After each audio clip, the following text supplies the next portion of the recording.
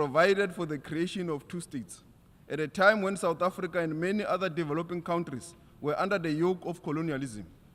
Many of us have attained our freedom and independence. However, the inalienable right to self-determination of the Palestinian people guaranteed under international law has remained elusive for close to 8 years. In the week preceding this conference, a concerning message was sent when the Israel Knesset adopted a motion calling for applying Israel's sovereignty over the occupied West Bank and the Jordan Valley, signaling the intention of Israel to annex this territory. This could effectively bury the two-state solution and continue with the blatant violation of international law, including UN resolutions and the ICJ rulings, which have given hope to the people of Palestine. Their hopes must not be in vain. Peace must prevail. Co-chairs, South Africa is anti-war and prefers dialogue over violence. South Africa would like to stress the following points as fundamental to restoring the credibility of the two-state solution. Firstly, all states must urgently recognize Palestine's statehood, and the territorial integrity and contiguity of Palestine should be established and respected.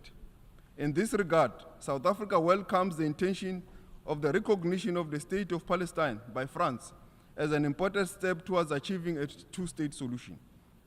Secondly, there cannot be peace while the very existence of the Palestinian people is being threatened by Israel's continued genocidal actions in Gaza and the forced displacement of Palestinians in the West Bank.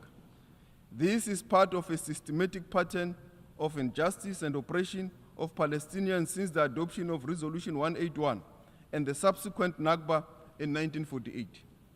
These actions must be condemned, and the UN Security Council must act to protect the Palestinian people in whole and in part.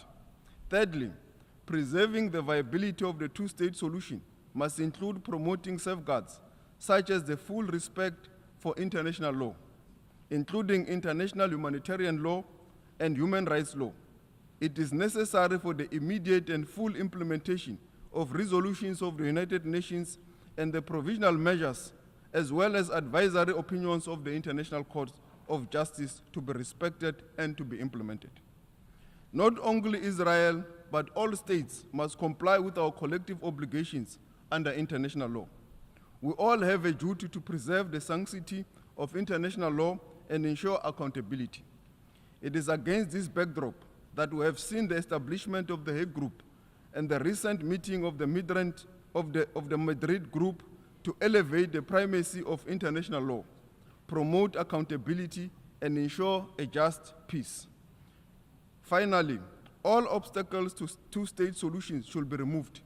These include an immediate ceasefire and a commitment to peace process, the release of all hostages by Hamas and political prisoners by the State of Israel, the halting of illegal Israel settlement expansion, the removal of the illegal separation wall cutting across the occupied Palestinian territory, and the resumption of all international reputable human rights relief efforts and the reconstruction of Gaza, which of course can only take place once there is peace. Co-chairs, global attention is on this conference. There is an expectation that we will deliver an effective response to the destruction of an entire population and a peaceful path for preserving the prospect of a viable Palestinian state, existing side by side with the State of Israel in peace and security. This expectation should not be misplaced and could not be higher. 8 years since the founding of the United Nations, this is a matter that has plagued our collective conscience. The solution lies with a tangible recommitment from all of us to the values that must bind us. Peace must reverberate in the Gaza Strip, in the West Bank, and in the whole of the Palestinian territory. And this is in our hands. I thank you.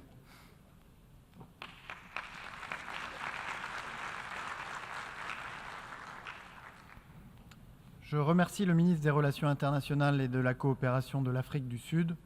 Je donne maintenant la parole à son Excellence M. Paulo Rangel, ministre des Affaires étrangères du Portugal.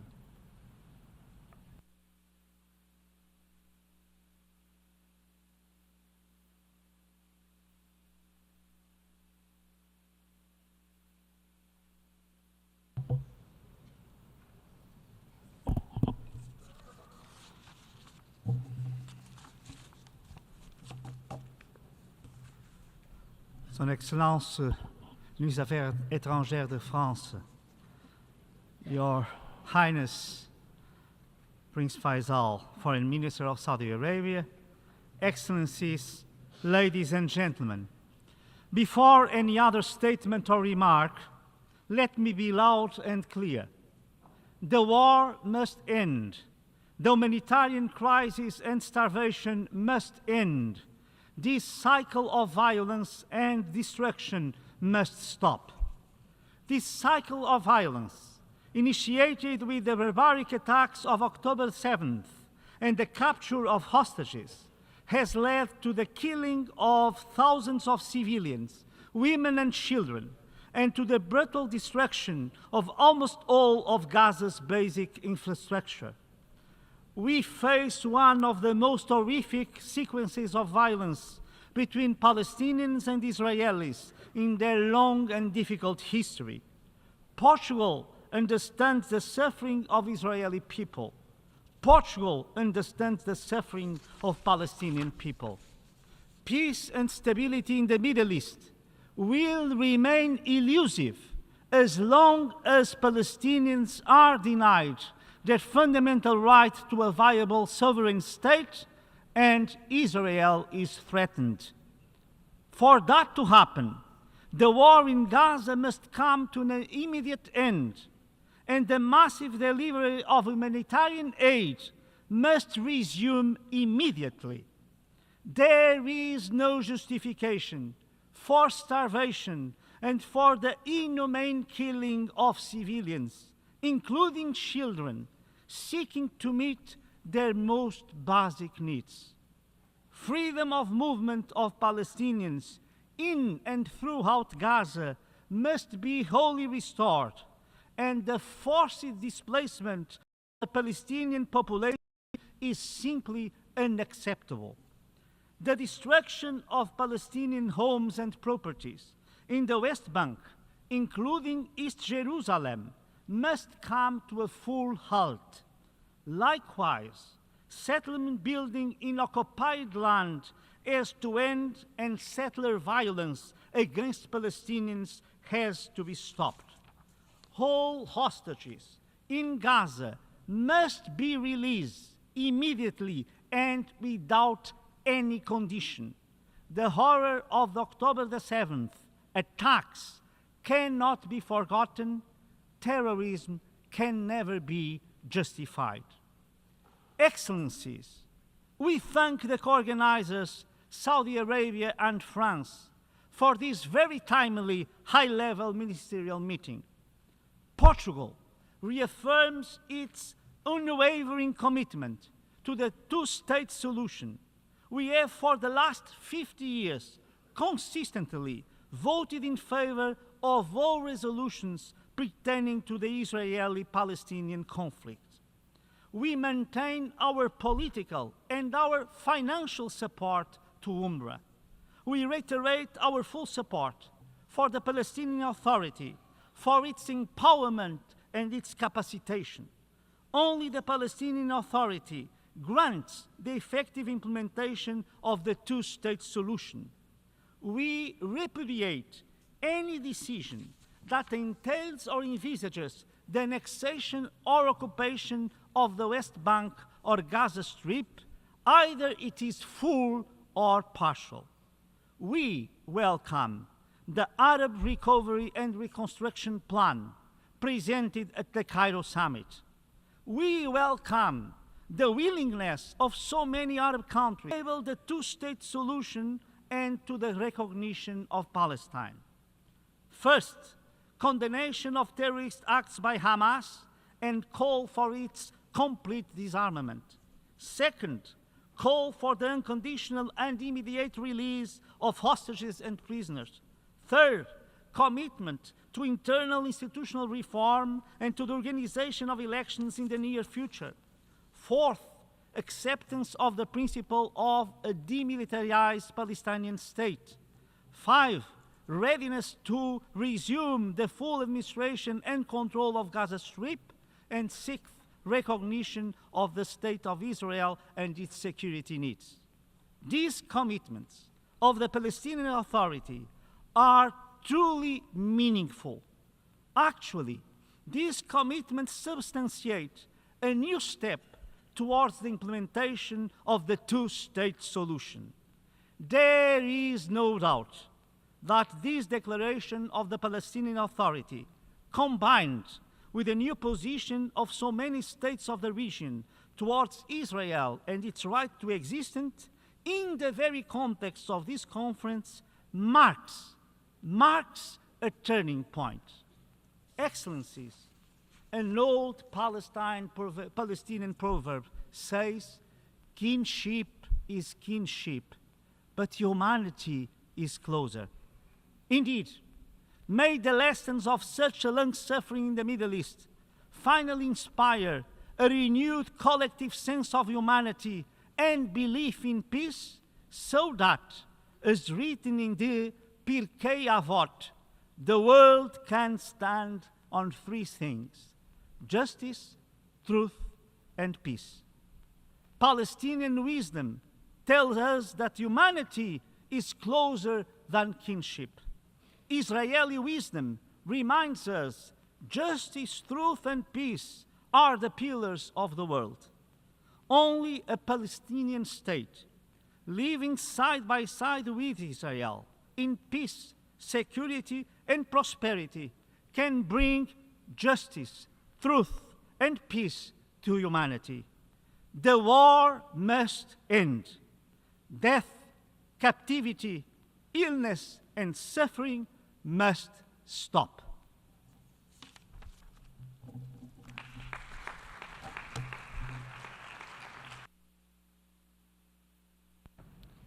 Je remercie le ministre des Affaires étrangères du Portugal. Et je donne maintenant la parole à son Excellence Madame Rosa Yolanda Villavicencio, ministre des Affaires étrangères par intérim de la Colombie.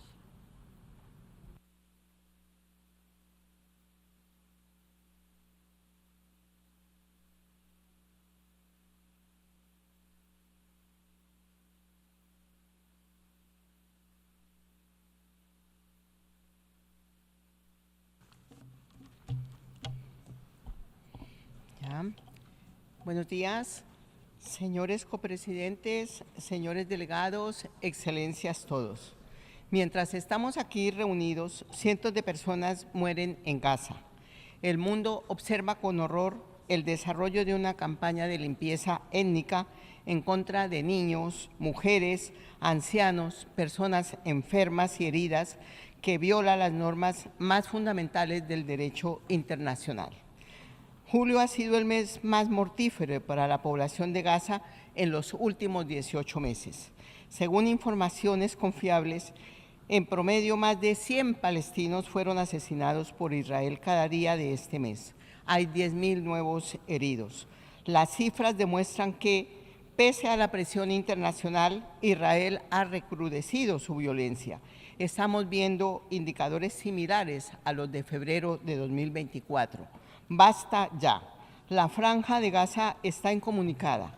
No hay alimentos ni agua potable. No hay atención médica. Los niños no van a la escuela. La vacunación ha sido bloqueada y el ingreso de ayuda humanitaria obstaculizado. El hambre se sumó al arsenal de guerra israelí y ahora la población de Gaza también está muriendo de inanición. Basta ya. Y en Cisjordania, la violencia de los colonos, avalada y fomentada por la potencia ocupante, impone un régimen de terror que desafía de forma abierta el derecho internacional. Basta ya. Demandamos un cese al fuego inmediato, permanente e incondicional y el fin de la ocupación ilegal. No podemos continuar indiferentes viendo cómo se vuelve normal la violación sistemática de las normas más básicas de la convivencia humana. Basta ya. Con el desdén con el que viene tratando sus obligaciones internacionales, Israel pretende destruir varias décadas de progreso humano, reflejado en el sistema basado en reglas que dio origen a las Naciones Unidas. El mundo no puede regresar a tolerar el uso del hambre como método de guerra o el apartheid como sistema de segregación y explotación. Basta ya. Colombia reafirma su respaldo histórico a una salida política pacífica, justa, definitiva e integral a la cuestión palestina, fundamentada en la solución de dos estados que convivan uno junto al otro en paz y seguridad, dentro de fronteras seguras e internacionalmente reconocidas previas a 1967, reconociendo el inalienable derecho al retorno de los refugiados palestinos. Pero cuando hablamos de la solución de dos estados, tenemos que ser claros. No puede tratarse de un arreglo cosmético que legitime la ocupación. El Estado palestino debe ser una entidad política soberana, viable, y debe tener las mismas condiciones que cualquiera de los países que participamos en esta conferencia. Debe poseer un gobierno propio, capacidad para defenderse y para proteger a su población, total jurisdicción sobre su territorio y su espacio aéreo, control de sus fronteras y la posibilidad de administrar sus recursos naturales. No puede tolerarse condicionamientos al pleno ejercicio del derecho a la libre determinación de los palestinos. El Estado palestino se ha declarado amable con la paz y por lo tanto debe ser admitido como miembro pleno de esta organización sin más demoras.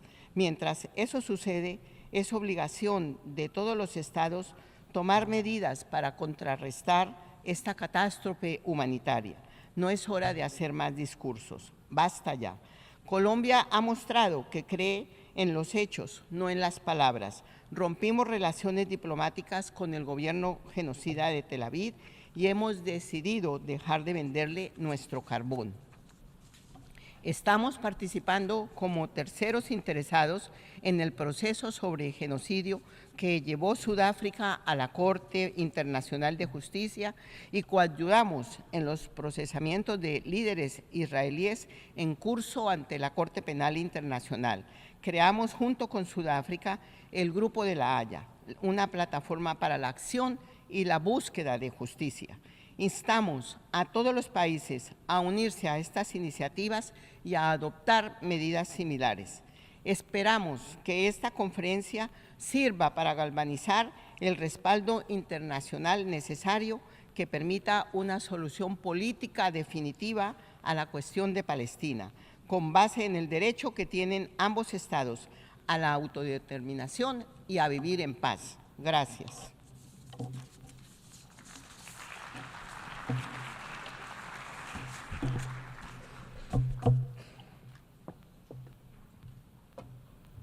Je remercie les ministres des Affaires étrangères par intérim de la Colombie.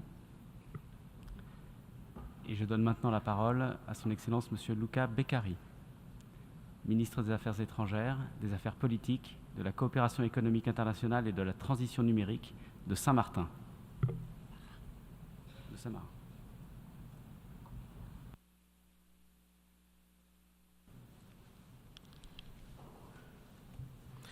Co-Chair, Excellencies, distinguished colleague, on behalf of the government of the Republic of San Marino, I would like to thank the Kingdom of Saudi Arabia and the French Republic for co-chairing this high-level conference at a time when the need for moral clarity and political courage has never been greater. San Marino condemned unequivocally the attack of the 7th October, which caused tragic loss of innocent life. At the same time, we cannot remain silent in the face of a disproportionate military response that has followed, marked by widespread destruction, civilian suffering, and severe humanitarian consequences, including the lack of access of food, clean water, and essential supply, rising the alarming risk of famine. This constitutes a grave violation of international law and international humanitarian law. It is incumbent on both parties to strictly respect these fundamental norms, protect civilians, and preserve the possibility of a just and lasting peace. We come together not only as representative of our government, but as human beings. The Secretary General of the United Nations recently spoke of a collective moral failure. in the face of the catastrophe unfolding in Gaza.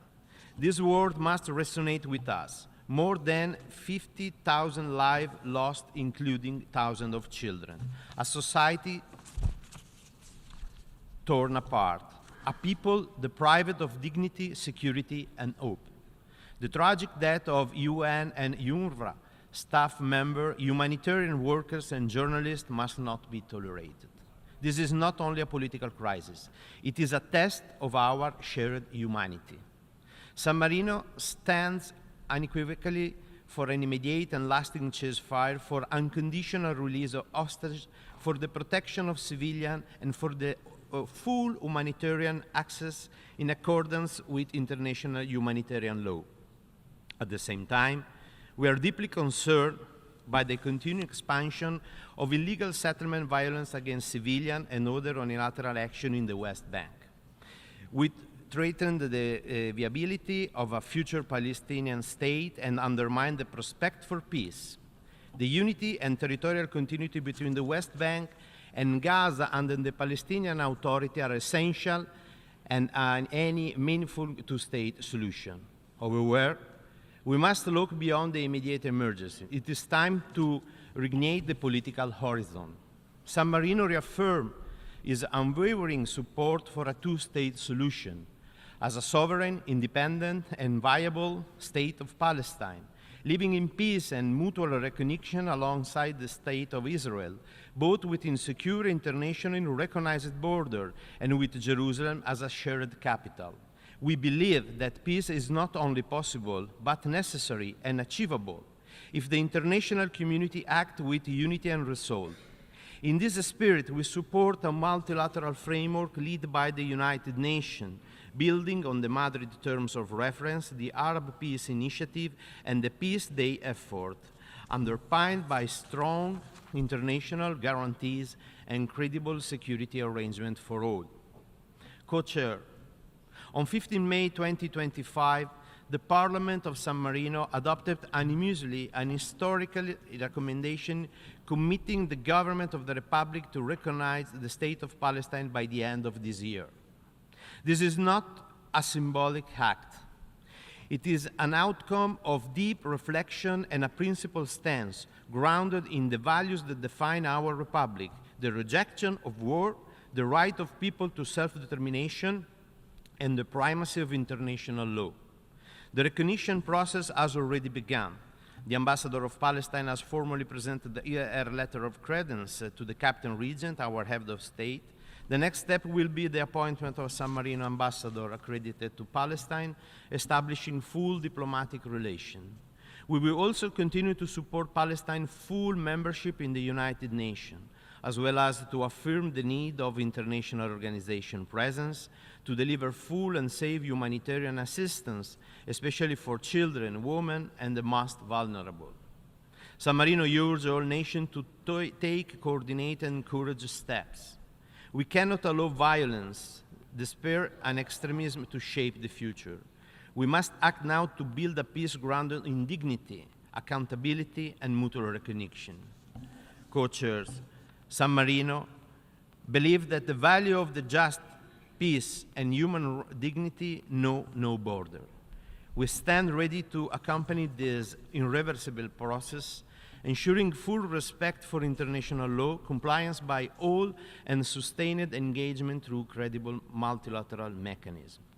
Let this conference be remembered not as a missed opportunity, but as a turning point.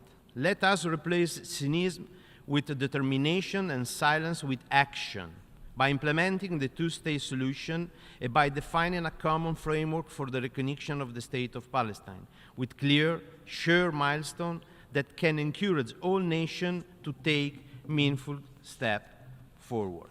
Thank you.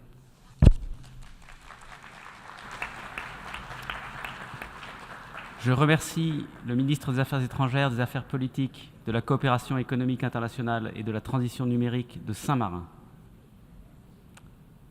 Et je donne maintenant la parole à son Excellence M. Abdullah Ali Al-Yahya, ministre des Affaires étrangères du Koweït.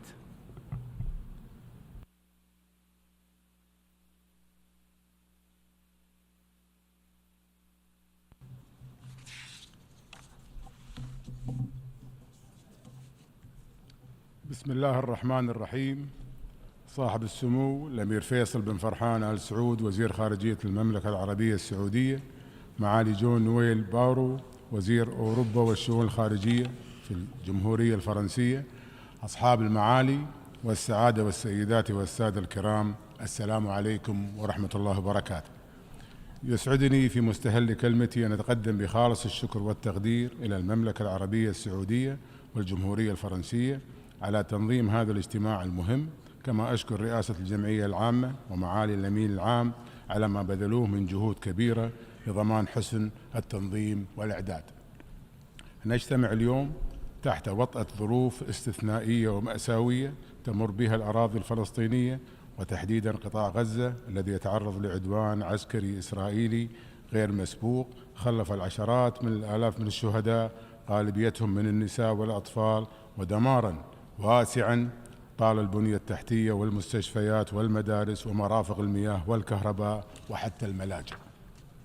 إن الحصار الجائر المفروض على غزة وقطع الغذاء والدواء والكهرباء والمياه نتج عنه كارثة إنسانية تهدد الحياة أكثر من 2,000,000 إنسان، معظمهم من المدنيين الأبرياء، وقد تجاوز هذه الأوضاع حدود المأساة لتتحول إلى تحد صريح للضمير الإنساني والقانون الدولي.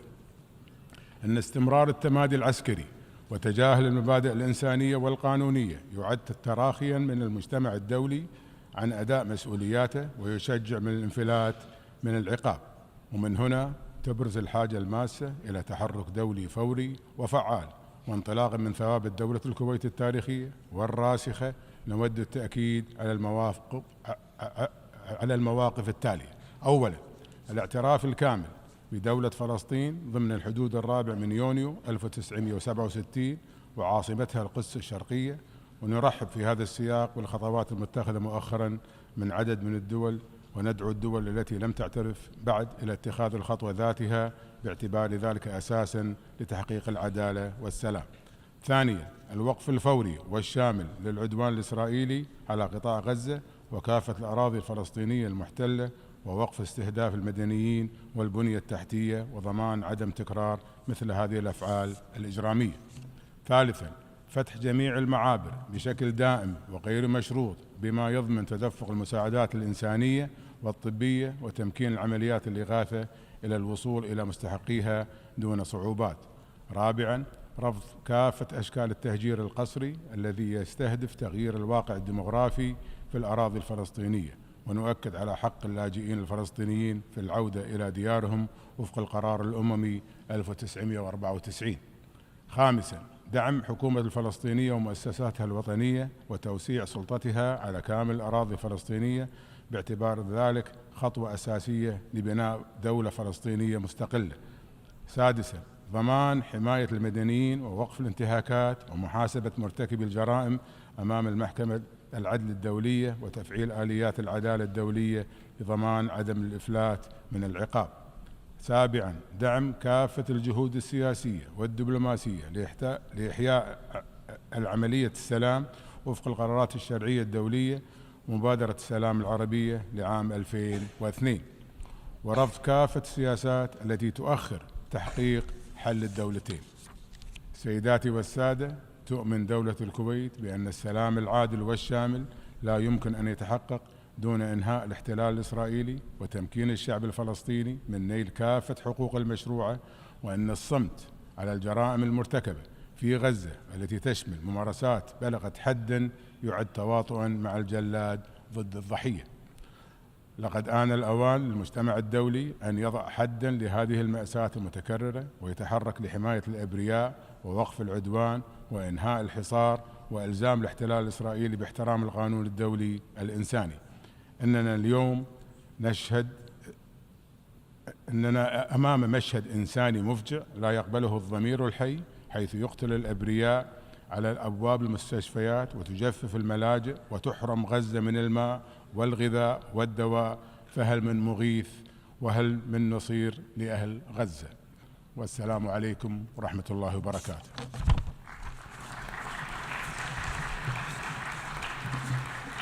Je remercie le ministre des Affaires étrangères du Koweït. Je donne maintenant la parole à son Excellence M. Touhid Hossain, conseiller aux affaires étrangères du gouvernement provisoire du Bangladesh.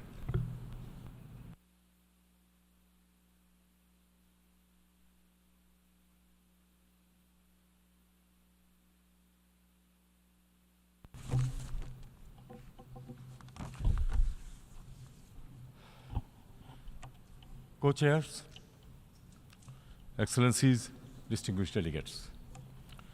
At the outset, I thank the co-chairs, France and Saudi Arabia, for convening this high-level conference at the time when unity and urgency are more important than ever in advancing the discourse on peace and justice in Palestine. In this respect, I also commend the unwavering commitment and diligence of the 8 working group members. Excellencies, Bangladesh approaches this conference with moral clarity and a solemn sense of responsibility. Our Constitution commits us to stand with those who face oppression and affirms the right of people to self-determination. From our liberation war in '71 to the recent mass uprising in July and August last year, the people of Bangladesh always pursued the right to self-determination. That legacy shapes our empathy and enduring solidarity with the Palestinian people in their legitimate aspirations for an independent, sovereign state.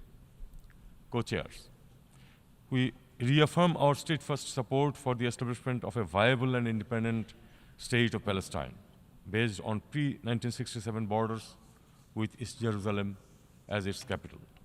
We believe peace in the Middle East cannot be achieved without justice for Palestine, and justice cannot be delivered without implementing the two-state solution, the only viable and internationally recognized path forward, based on international law, relevant UN resolutions, and the aspirations of the people of Palestine.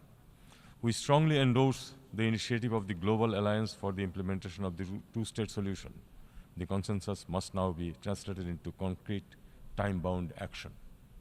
Excellencies, to turn this vision into reality, we must urgently address 2 core challenges. First, the conditions on the ground. A just and meaningful two-state solution requires a clear and contiguous Palestine territory. Today, that possibility is being disrupted through the expansion of illegal settlements in West Bank and the systematic erosion of Palestinian presence in East Jerusalem. Bangladesh calls for full compliance with international law in line with the advisory opinion of the International Court of Justice issued on 19 July 2024, ending Israel's unlawful presence in the occupied Palestinian territory. Second, flagrant violation of international humanitarian law unfolding since October 2023, which is unprecedented in scale and gravity. More than 58,000 Palestinians have lost their lives and many more have been injured, most of them women and children. Schools, hospitals, and aid camps are under attack by IDF, with countless bodies lying beneath rubble in Gaza. We are undoubtedly witnessing one of the gravest genocides of our time. Bangladesh condemns this genocidal killing in Gaza and calls for accountability of the perpetrators. Use of starvation as a weapon by Israel is absolutely not acceptable. Co-chairs, words alone will not heal the sufferings of the Palestinian people. Our actions must be visible. From this conference, we simply cannot go back to where we were. Our topmost priority should be executing an immediate and unconditional ceasefire in Gaza, and to ensure the urgent, sufficient, and unhindered delivery of essential supplies and services throughout the Gaza Strip. UNRWA should be strengthened, and any attempt to hinder its operations should be resisted. Civilians, aid workers, and medical personnel must be allowed immediate, safe access. We also need to mobilize new resources and funding to address the humanitarian crisis and to implement an effective and sustainable reconstruction of Gaza. We stand ready to join any UN-led efforts for rebuilding Gaza by deploying personnel to support humanitarian and future reconstruction plan. Co-chairs, we reiterate our call for the full recognition and membership of the State of Palestine in the United Nations. The implementation of the two-state solution must begin now. We must act with urgency and courage to uphold international law, international humanitarian law, and the UN Charter. Let us reaffirm our collective commitment and take our position to the right side of history. Thank you all.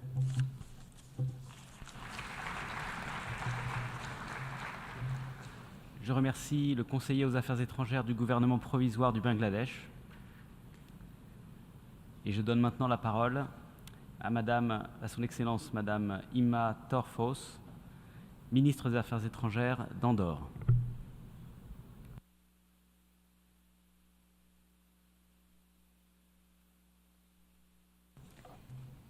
Monsieur le Président, Excellences, Mesdames et Messieurs, je tiens en premier lieu à saluer la tenue de cette conférence de haut niveau à un moment où, après presque 2 années de guerre à Gaza, la souffrance de la société civile a atteint son paroxysme.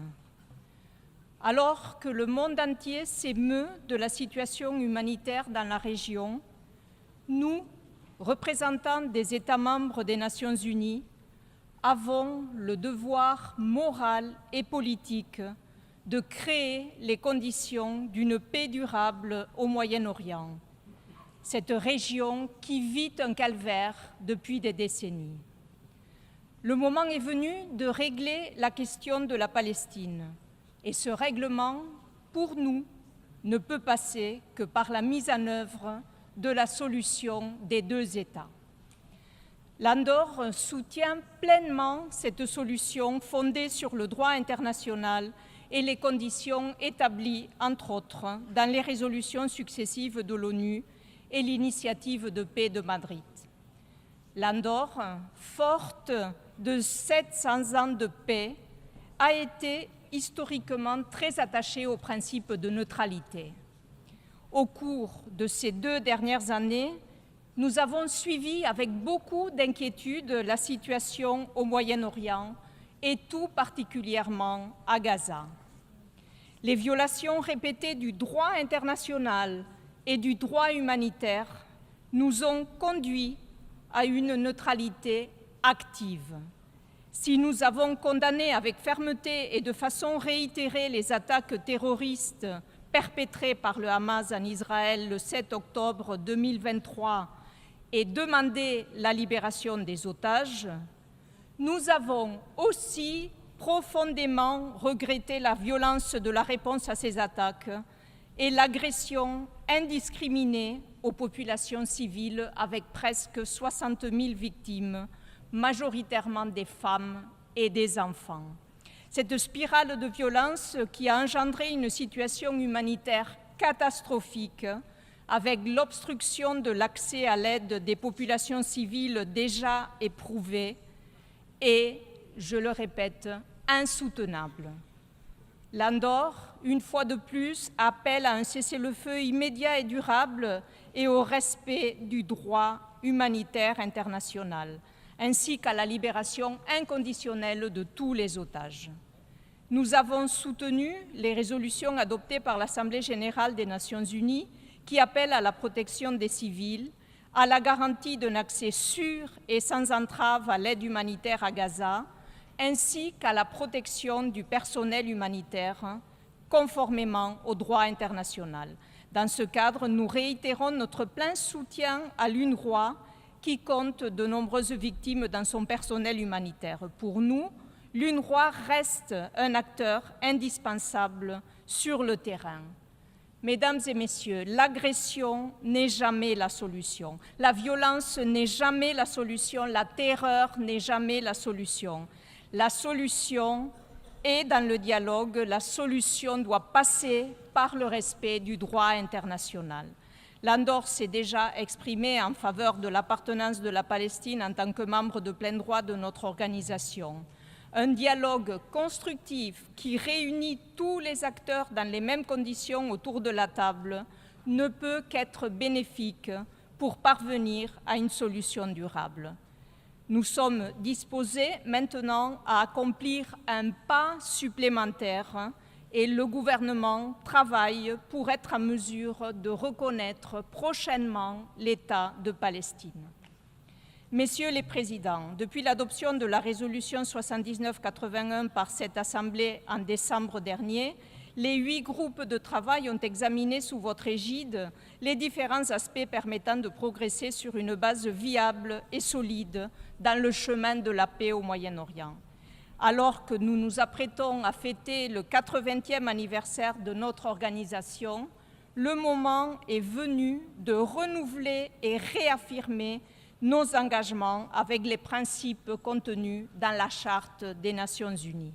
Cette conférence est le moment de prouver que nous sommes les acteurs d'un multilatéralisme efficace et inclusif qui, au-delà de nos différences, nous permet de trouver des solutions aux crises complexes auxquelles nous sommes confrontés. Je suis persuadée que nous saurons trouver les consensus nécessaires pour aboutir à une solution viable avec une feuille de route réaliste et des moyens pour agir efficacement. Je vous remercie.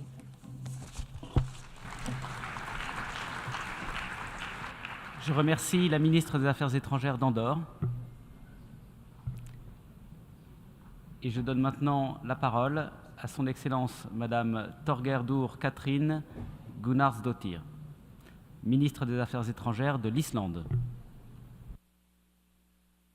Distinguished co-chairs, dear colleagues, Iceland recognized the independence and sovereignty of the State of Palestine in 2011, being one of the first in Western Europe to do so. Our position then and now is firmly founded in our belief in equal rights of both peoples to self-determination, Israelis and Palestinians, and the conviction that it is the only way forward to build lasting peace and stability in the region. We applaud, of course, France for announcing that they now intend to take the same step here in New York in September, and we encourage others to do the same. There are those who claim that recognition of Palestine is and would be a reward to terrorist groups that oppose peace. I say, however, that recognition is not a gift. It is a rightful affirmation of statehood necessary to enable meaningful negotiation between equals and to give effect to inalienable right of all peoples to self-determination. Mr. Chair, looking back in history, while the conflict which followed the vote in the UN back in 1947 caused great pain and suffering, it also gave rise to the State of Israel and came to represent the fulfilled right of the Jewish people to their own state and their right to self-determination. Incidentally, it fell to Iceland's first permanent representative to the United Nations, Mr. Thor Thors, to present the draft resolution on recommending the 2 states, one Jewish and one Arab, before the General Assembly. What has, however, been tragically unfulfilled ever since is the other half of the equation, an independent Arab state in Palestine, realizing the right of Palestinians to self-determination. Regrettably, the prospects to 2 states living side by side in peace and prosperity have diminished over the past decade, especially in the last 20 months, and there are those who want to take it off the table altogether. This distinguished audience cannot stand. As we gather here this week in New York, surely everyone present, as well as those absent, must realize that the situation in Gaza and in the West Bank has long since become unbearable, absolutely unbearable. We simply cannot continue in the same vein. We need to turn to the solution recognized as the only sustainable solution to this most difficult of issues, the 2-state solution. We must reaffirm that the people of Israel have the right to live in peace and security, free from terrorism, incitement, and free from hate. And equally, the Palestinian people also have the right to live in dignity, with sovereignty, on their own land, within internationally recognized borders, free from violence, oppression, and occupation. Mr. Chair, Iceland condemned in the strongest terms the heinous terrorist attack by Hamas on 7th of October 2023, and we continue to demand the immediate and unconditional release of all hostages. We furthermore agree with President Abbas's important statement in June that Hamas can have no role in the future governance of Gaza or other parts of Palestine.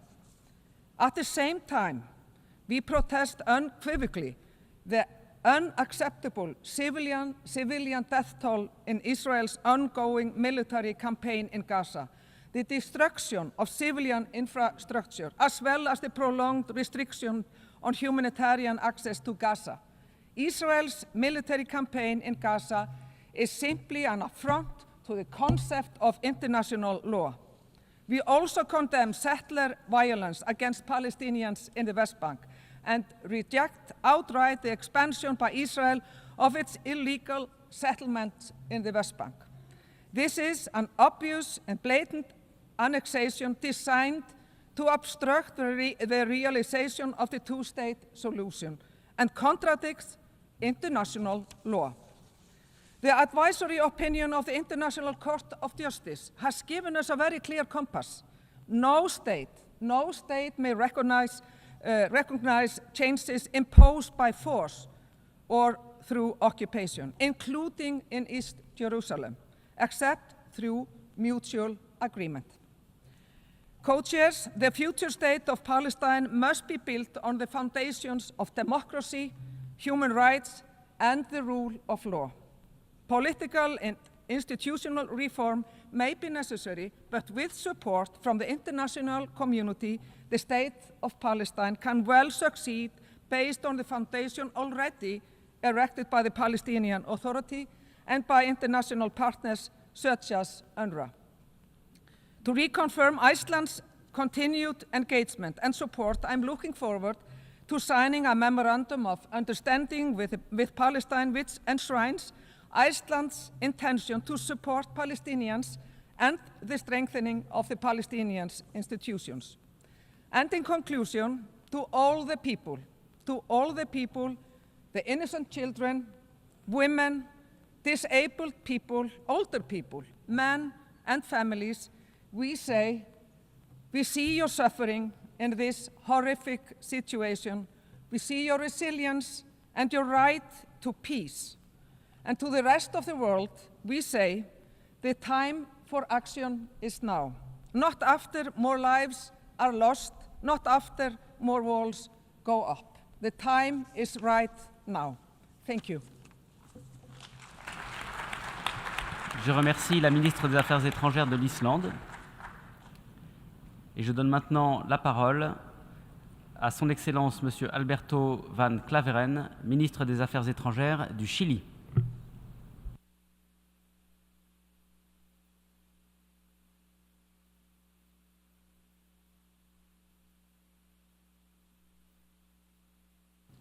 Señores copresidentes, Alteza, Excelencias, permítame comenzar expresando el agradecimiento del Gobierno de Chile a Francia y Arabia Saudita por la convocatoria a esta conferencia y por su liderazgo en la conducción de este proceso. La tragedia que vivimos desde el 7 de octubre del 2023, tras el brutal ataque terrorista de Hamás contra Israel, ha puesto de manifiesto con crudeza la urgencia de romper el ciclo de violencia en el que se ha visto envuelta la región por décadas. Chile ha condenado enérgicamente dicho ataque y ha instado por la liberación inmediata de los rehenes y ha condenado toda forma de violencia contra civiles sin distinción, incluyendo los ataques indiscriminados contra la población palestina en Gaza, cuyo sufrimiento es hoy insoportable. El derecho internacional humanitario establece límites claros, incluso en tiempos de guerra. Ninguna legítima defensa puede justificar el castigo colectivo, la destrucción sistemática de infraestructura civil o la negación de ayuda humanitaria. Las imágenes de mujeres, niños y ancianos atrapados bajo el fuego, asesinados mientras esperaban asistencia o atacados en lugares de culto, como la Iglesia Católica de la Sagrada Familia, nos obligan a alzar la voz y actuar. La comunidad internacional no puede permanecer indiferente. Urge establecer un alto al fuego permanente, inmediato, que ponga fin a las hostilidades, permita el acceso humanitario sin restricciones y, sobre todo, abra paso a una solución política definitiva basado en el derecho internacional y en resoluciones vinculantes de esta organización. Chile reconoce y valora los esfuerzos de mediación llevados adelante por Egipto, Qatar y Estados Unidos y reafirma su pleno respaldo a la labor de UNRWA, cuya importancia en Gaza es insustituible. Su neutralidad fue validada por la reciente revisión externa y es imperativo que los Estados aseguren su financiamiento continuo.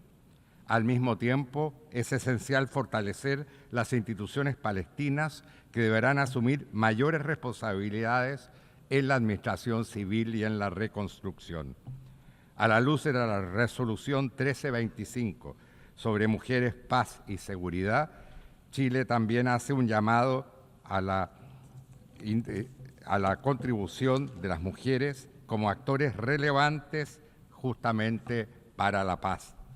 Señores copresidentes, la solución de dos estados no es una aspiración abstracta, es un compromiso asumido por la comunidad internacional hace más de 7 décadas, consagrado en múltiples resoluciones de la Asamblea General y el Consejo de Seguridad.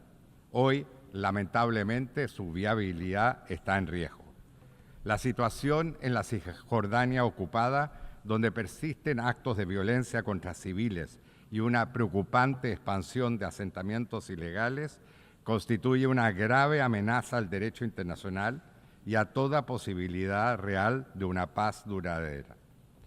La opinión consultiva emitida por la Corte Internacional de Justicia en julio de 2024 reafirmó de manera inequívoca la ilegalidad de estas prácticas. Chile participó activamente en ese proceso y suscribe plenamente las conclusiones de la Corte. Instamos a todos los estados y organismos internacionales a tomarlas en cuenta y darles aplicación concreta. Asimismo, Chile intervino ante la Corte Internacional de Justicia en el procedimiento iniciado por Sudáfrica bajo la Convención para la Prevención y la Sanción del Delito de Genocidio y junto a México remitió una comunicación a la Corte Penal Internacional para fortalecer la investigación de presuntos crímenes de guerra y crímenes de lesa humanidad. Nuestro compromiso con la justicia internacional y con la protección de los derechos humanos es indeclinable.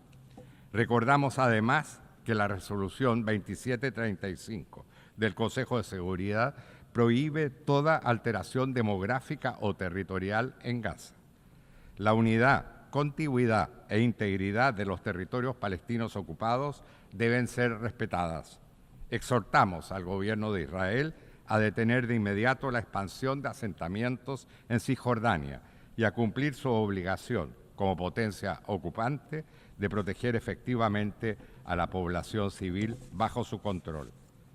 Señores copresidentes, la única vía sostenible hacia una paz justa y duradera del Medio Oriente es la solución de dos estados, conviviendo en paz y seguridad dentro de fronteras seguras, mutuamente reconocidas y acordadas, y con Jerusalén como futura capital compartida.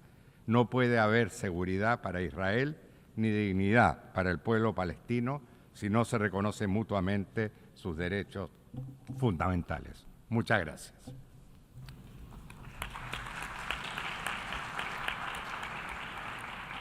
Je remercie le ministre des Affaires étrangères du Chili et je donne maintenant la parole à son Excellence M. Shaya Mohsin Zindani, ministre des Affaires étrangères et des expatriés du Yémen.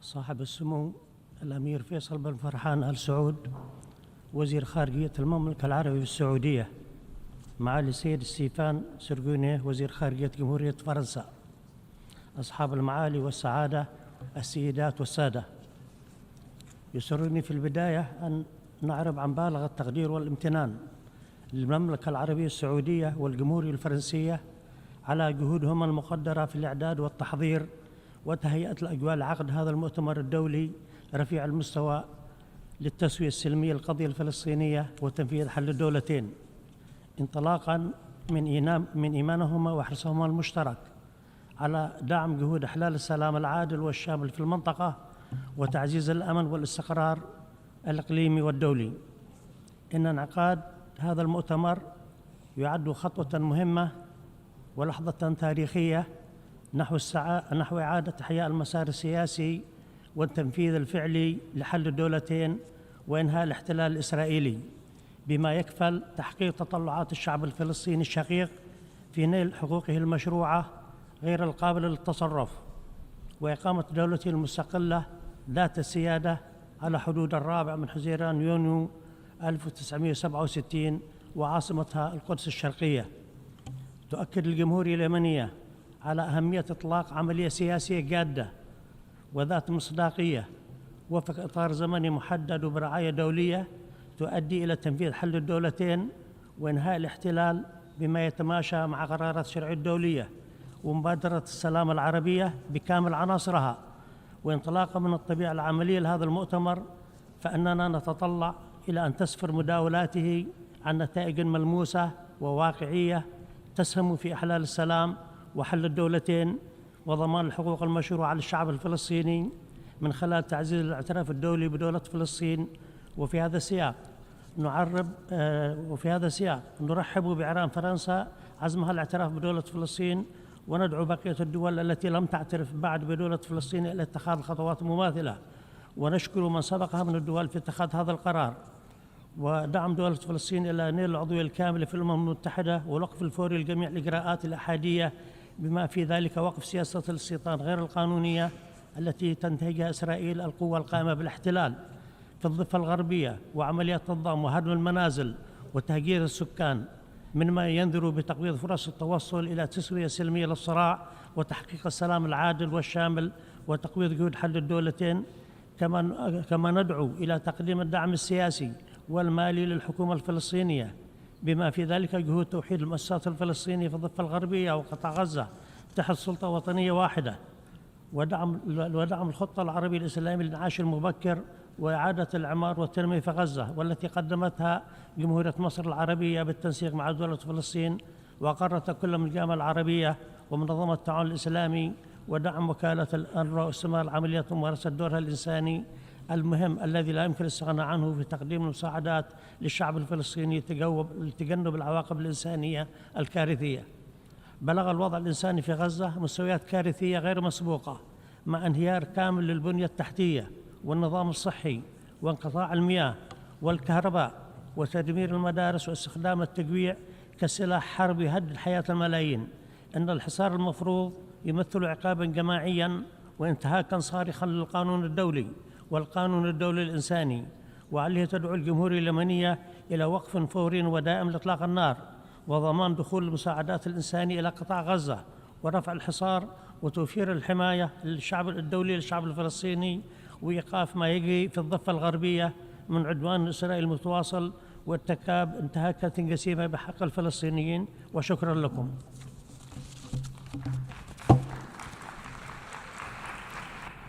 Je remercie le ministre des Affaires étrangères et des expatriés du Yémen. Et je donne maintenant la parole à son Excellence M. Abdul Latif bin Rached Al-Zayani, ministre des Affaires étrangères de Bahreïn.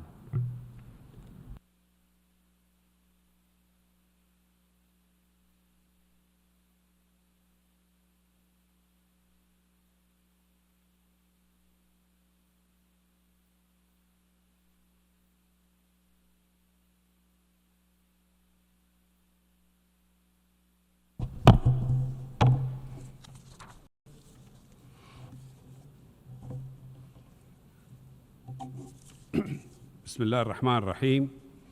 صاحب السمو الأمير فيصل بن فرحان، معالي السيد جان نويل بارو، معالي الأمين العام للأمم المتحدة، الحضور الكرام، السلام عليكم ورحمة الله وبركاته. أتقدم بخالص الشكر والامتنان للمملكة العربية السعودية الشقيقة والجمهورية الفرنسية الصديقة لجهودهما في تنظيم هذا المؤتمر الدولي الهام. كما نقدر دعم الأمين العام للأمم المتحدة للمبادرات التي تهيئ بيئة مواتية للسلام في الشرق الأوسط.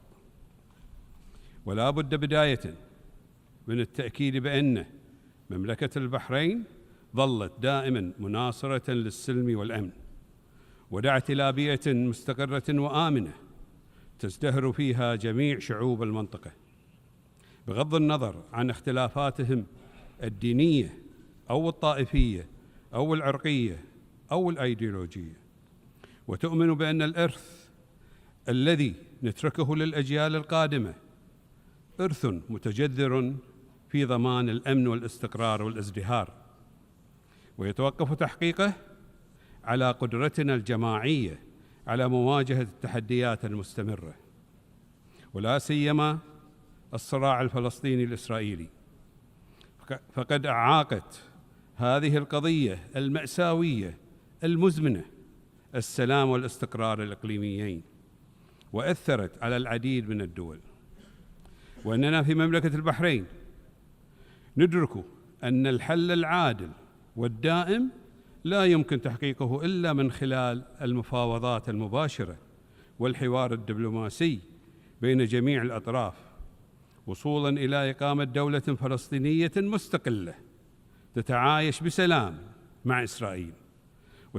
وتتطلع رؤيتنا إلى علاقات طبيعية بين الشعبين الإسرائيلي والفلسطيني وجميع دول المنطقة، وهو طموح قابل للتحقيق إذا صدقت النوايا وتمسك الجميع بهدف إحلال السلام المستدام. ولتعزيز هذه الرؤية ندعو بإلحاح إلى الوقف الفوري لإطلاق النار في قطاع غزة، وإعطاء الأولوية للإغاثة الإنسانية والإفراج السريع عن الرهائن. إن الأزمة الإنسانية الحالية تؤكد مسؤوليتنا المشتركة في صون كرامة الإنسان وحقوقه الأساسية في الحياة والحرية والأمن لجميع شعوب المنطقة. لقد تردد صدى هذه الدعوة النبيلة خلال قمة البحرين في مايو 2024، حيث اجتمع قادة الدول العربية في مملكة البحرين برئاسة حضرة صاحب الجلالة الملك حمد بن عيسى الخليفة المعظم حفظه الله ورعاه.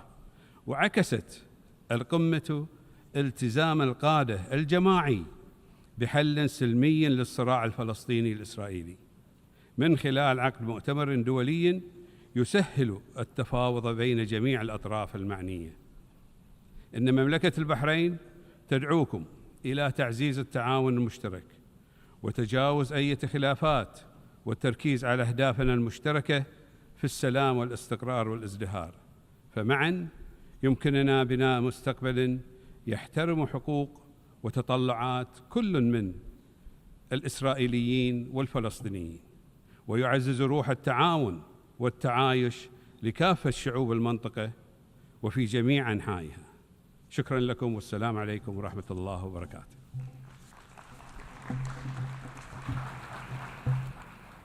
Je remercie le ministre des Affaires étrangères de Bahreïn et je donne maintenant la parole à son Excellence M. Abdulkader Hussein Omar, ministre des Affaires étrangères et de la coopération internationale de Djibouti.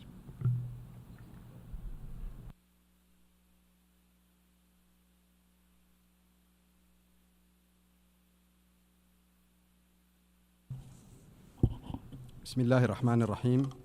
سمو الأمير فيصل فرحان آل سعود وزير خارجية المملكة العربية السعودية الشقيقة، Excellence Monsieur Jean-Noël Barrot, ministre de l'Europe et des Affaires étrangères de la République française, Excellences Mesdames et Messieurs les ministres, Monsieur le Secrétaire général, distingués délégués, Assalamu alaikum wa rahmatullahi wa barakatuh.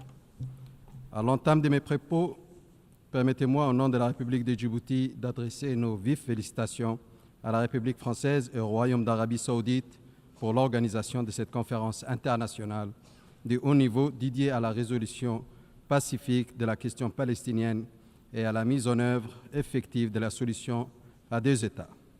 Nous remercions également les coprésidents pour leur engagement et la préparation des 3 tables rondes dont nous espérons qu'elles aboutiront à des propositions concrètes et orientées vers l'action. La République de Djibouti reste convaincue que la résolution durable du conflit israélo-palestinien repose sur le respect scrupuleux du droit international par tous les acteurs et en premier lieu إسرائيل. أصحاب السمو والمعالي والسعادة، سيد الرئيس الحضور الكريم، إن جمهورية جيبوتي قيادة وشعبا ظلت ثابتة في موقفها المبدئي من القضية الفلسطينية العادلة، وداعمة بكل وضوح لحل الدولتين كخيار وحيد قابل للحياة ينهي الاحتلال ويصون الحقوق ويحقق الأمن لكافة شعوب المنطقة. نؤكد هنا مجددا بأن الأمن لا يبنى على القهر، والاستقرار لا يتحقق عبر الحصار، والسلام لا يفرض بالقوة، بل يصنع عبر العدالة والمفاوضات الجادة والإرادة السياسية الدولية الصادقة. À cet égard, nous ne pouvons garder le silence sur ce qui se déroule aujourd'hui dans la bande de Gaza, qui est une tragédie humaine d'une ampleur insoutenable, une blessure profonde infligée à la conscience universelle, un affront aux valeurs fondamentales sur lesquelles repose notre ordre international. La souffrance à laquelle nous assistons a dépouillé l'humanité de sa substance et de son sens premier, à savoir refuser et s'opposer à l'injustice. Elle remet en lumière l'échec dramatique de notre conscience collective face à l'innocence fauchée, à la souffrance des familles, à la destruction ciblée des hôpitaux, des écoles et des habitations, le tout maintenu dans un blocus impitoyable utilisé comme une arme de guerre contre des civils innocents. Ceci est moralement inacceptable, juridiquement injustifiable et humainement intolérable. Elle constitue une violation flagrante du droit international humanitaire, des principes fondamentaux de la dignité humaine et de responsabilité que nous partageons tous. Il est plus que temps que la communauté internationale agisse, non pas par calcul ou par intérêt, mais par devoir, par fidélité aux principes de justice, de paix et de responsabilité que nous avons tous solennellement endossés. Excellences, Mesdames et Messieurs, la résolution durable du conflit israélo-arabe ne saurait faire l'économie d'un retour aux fondements posés par l'initiative des paix arabes de 2002. Cette initiative soutenue par l'ensemble des États arabes offre un cadre équilibré et constructif. Elle demeure aujourd'hui une référence incontournable pour toute solution juste, globale et conforme au droit international. À cet égard, il importe également de rappeler l'importance de l'avis consultatif rendu par la Cour internationale de justice le 19 juillet 2024 et qui constitue un jalon juridique majeur. Par cet avis, la Cour a clairement défini les principes juridiques impératifs encadrant les conséquences des politiques menées par Israël dans les territoires palestiniens occupés, y compris Jérusalem-Est. Cet avis renforce non seulement la légitimité des droits des peuples palestiniens, mais engage également l'ensemble de la communauté internationale à en tirer les conséquences. Dans cet esprit, nous appelons tous les États à respecter pleinement leurs obligations juridiques, condition indispensable à l'émergence d'une solution juste, durable et conforme au droit international. Nous exhortons en particulier ceux qui ne l'ont pas encore fait à reconnaître sans délai l'État de Palestine, à l'instar des 148 pays qui l'ont déjà fait, conformément à leur devoir de soutenir les droits du peuple palestinien à l'autodétermination. J'ai saisi également cette opportunité pour renouveler les félicitations de son Excellence, le Président de la République de Djibouti, son Excellence Ismaël Omar Guelleh, à son homologue le Président Emmanuel Macron pour l'annonce de la reconnaissance officielle de l'État de Palestine lors de la prochaine session de l'Assemblée générale. Cette décision historique, prise à un moment crucial pour le peuple palestinien, renforce l'élan en faveur d'une paix durable. Excellences, Mesdames et Messieurs, sur le plan diplomatique, Djibouti appelle l'ensemble des États à s'engager résolument en faveur des objectifs de la conférence et à soutenir activement la mise en œuvre de la solution à deux États.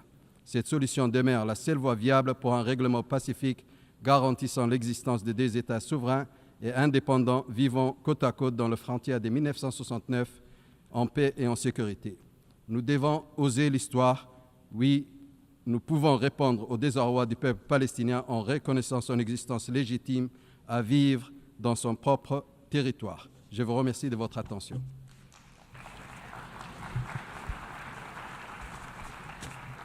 Je remercie le ministre des Affaires étrangères et de la coopération internationale de Djibouti. Et je donne maintenant la parole à son Excellence Madame Selinda Souza Lunda, ministre des Affaires étrangères de l'État plurinational de Bolivie.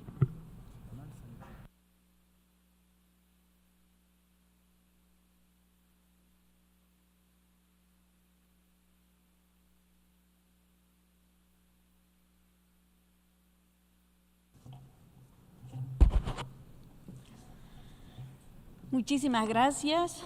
Quiero agradecer de manera muy especial a la copresidencia de Francia, de Arabia Saudita, por haber propiciado esta convocatoria juntos a muchos representantes de Estados miembros que hoy nos hacemos presente en esta asamblea. Saludar a mis hermanos cancilleres, embajadores, y a cada uno de los delegados que se han dado cita hoy, porque el valor más grande que nos convoca es el derecho a la vida y a vivir en paz en este mundo que compartimos. Hermanos copresidentes, quiero hacer presente un saludo de nuestro hermano presidente Luis Arce Catacora, y sobre todo del pueblo boliviano. Hoy, a nombre de este pueblo de paz, hago un llamado urgente para que el cese inmediato del fuego y del genocidio que vive el hermano pueblo de Palestina. Queremos reiterar nuestra firme convicción sobre la solución de dos estados que consideramos la vía más justa y duradera hacia una paz de nuestros pueblos hermanos. Esta visión se fundamenta en las resoluciones de las Naciones Unidas y en ese sentido común de la justicia que se debe aplicarse cuanto antes sea posible para acabar con tanto sufrimiento innecesario de nuestro hermano pueblo de Palestina. Sin embargo, Israel hace oídos sordos del clamor internacional y continúa expandiéndose los asentamientos en territorios palestinos ocupados, continúa demoliendo hogares, centros de salud, centros de educación y sobre todo desplazando a familias enteras, bloqueando los alimentos, el agua, el pan, de toda la ayuda humanitaria que se hacen grandes esfuerzos para que lleguen, pero por este bloqueo no es posible. Ejercer violencia contra civiles causa cada día más dolor y llanto en Gaza.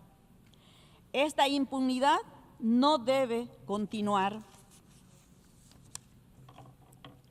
Estas acciones vulneran el derecho internacional, en particular la Convención de Ginebra. Hermanos copresidentes, en los últimos días la situación es mucho más preocupante. Vemos con indignación cómo Israel está utilizando hoy el hambre como una arma de guerra.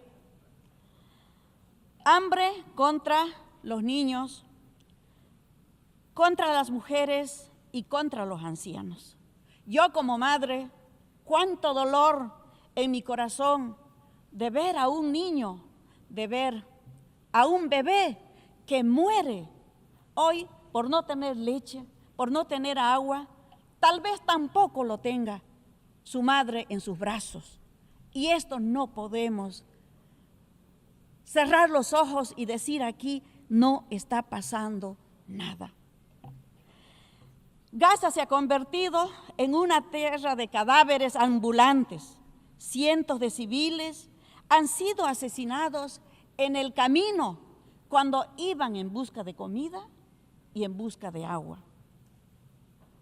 Yo pregunto, en esta asamblea, ¿desde cuándo los civiles, los niños, las personas de la tercera edad, la prensa y los mismos funcionarios de las Naciones Unidas se han convertido en un blanco de guerra?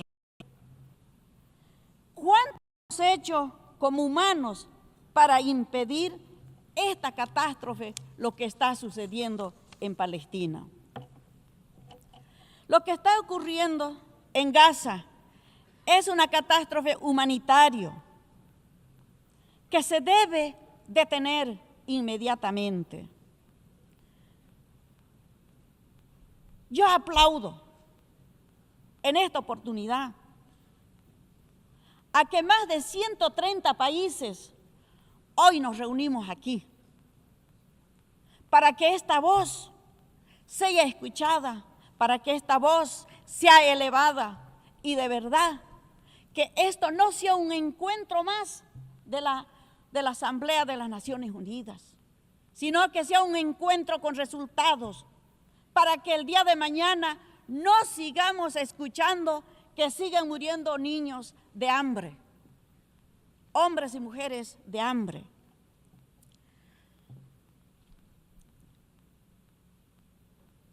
¿Quiénes están financiando la guerra? Son cómplices y culpables de estos crímenes que está sucediendo en Palestina. Y esto debe ser sancionado. Tenemos que realmente dejar precedentes para que nunca más vuelva a suceder en ninguno de los países y no tengamos que cargar con esta historia en nuestras espaldas. Por esa razón proponemos dos medidas. En primer lugar, que todos los países presentes nos pronunciemos sobre la situación de la hambruna y exijamos que se declare formalmente por la ONU para que se tomen medidas pertinentes y realmente parar esta situación de hambruna que hoy está utilizando como arma de guerra Israel. En segundo lugar, que la Corte Internacional de Justicia sancione a Israel por el crimen de someter a la hambruna a nuestros hermanos de Palestina. Hermanos copresidentes, esta situación demanda de decisiones contundentes y no debemos centrarnos únicamente en medidas paliativas. El genocidio debe parar y las soluciones de dos estados deben aplicarse. Debemos asegurar su cumplimiento de las resoluciones que se emitan en este gran encuentro de la Asamblea de la ONU. Desde Bolivia alentamos a los estados a que asumamos un rol más activo en la defensa de los derechos del pueblo palestino, a promover el multilateralismo efectivo y a buscar una paz que no humille a nadie y que se reconozca a todos. Por eso yo quiero felicitar al hermano pueblo de Francia por el reconocimiento del Estado de Palestina. Y eso tiene que ser un ejemplo para muchos estados, que reconozcamos la existencia de Palestina como un país soberano y libre. Porque no puede haber seguridad sin justicia, ni paz sin dignidad. Y no puede haber soluciones sin el reconocimiento mutuo y sin reconocer el derecho a existir del otro. reiteramos con firmeza al hermano pueblo de Palestina, que tiene el derecho a su autodeterminación, a vivir en libertad y en paz, sin ocupación y sin miedo, que va a ser atacado, va a ser torturado y que van a amanecer muchos muertos. El diálogo y el respeto y la legalidad deben ser los pilares fundamentales del pueblo de Palestina. A mí me causa mucho dolor cuando realmente tengo que hablar del hermano del pueblo de Palestina. Quienes estamos lejos solo son las noticias que vemos, pero es mucho más grande y más grave lo que realmente vive mi hermano pueblo de Palestina. Pero con toda seguridad que con la firmeza, la adhesión de muchos países como Alemania, que está generando un puente aéreo para hacer llegar alimentos. Eso ya es un reconocimiento y a muchos países yo quiero realmente felicitar. Bolivia, un país pequeño, chico, pero hemos estado firmes desde el primer momento y hemos sido el país que hemos hecho un esfuerzo para hacer llegar ayuda humanitaria a Palestina. Quiero que me ayuden a decir que viva Palestina libre. Muchas gracias. Je remercie la ministre des Affaires étrangères de l'État plurinational de Bolivie et je donne maintenant la parole à son Excellence M. Mbaye Mohamed, ministre des Affaires étrangères et de la coopération internationale, responsable du monde arabe, de la diaspora, de la francophonie et de l'intégration africaine des Comores.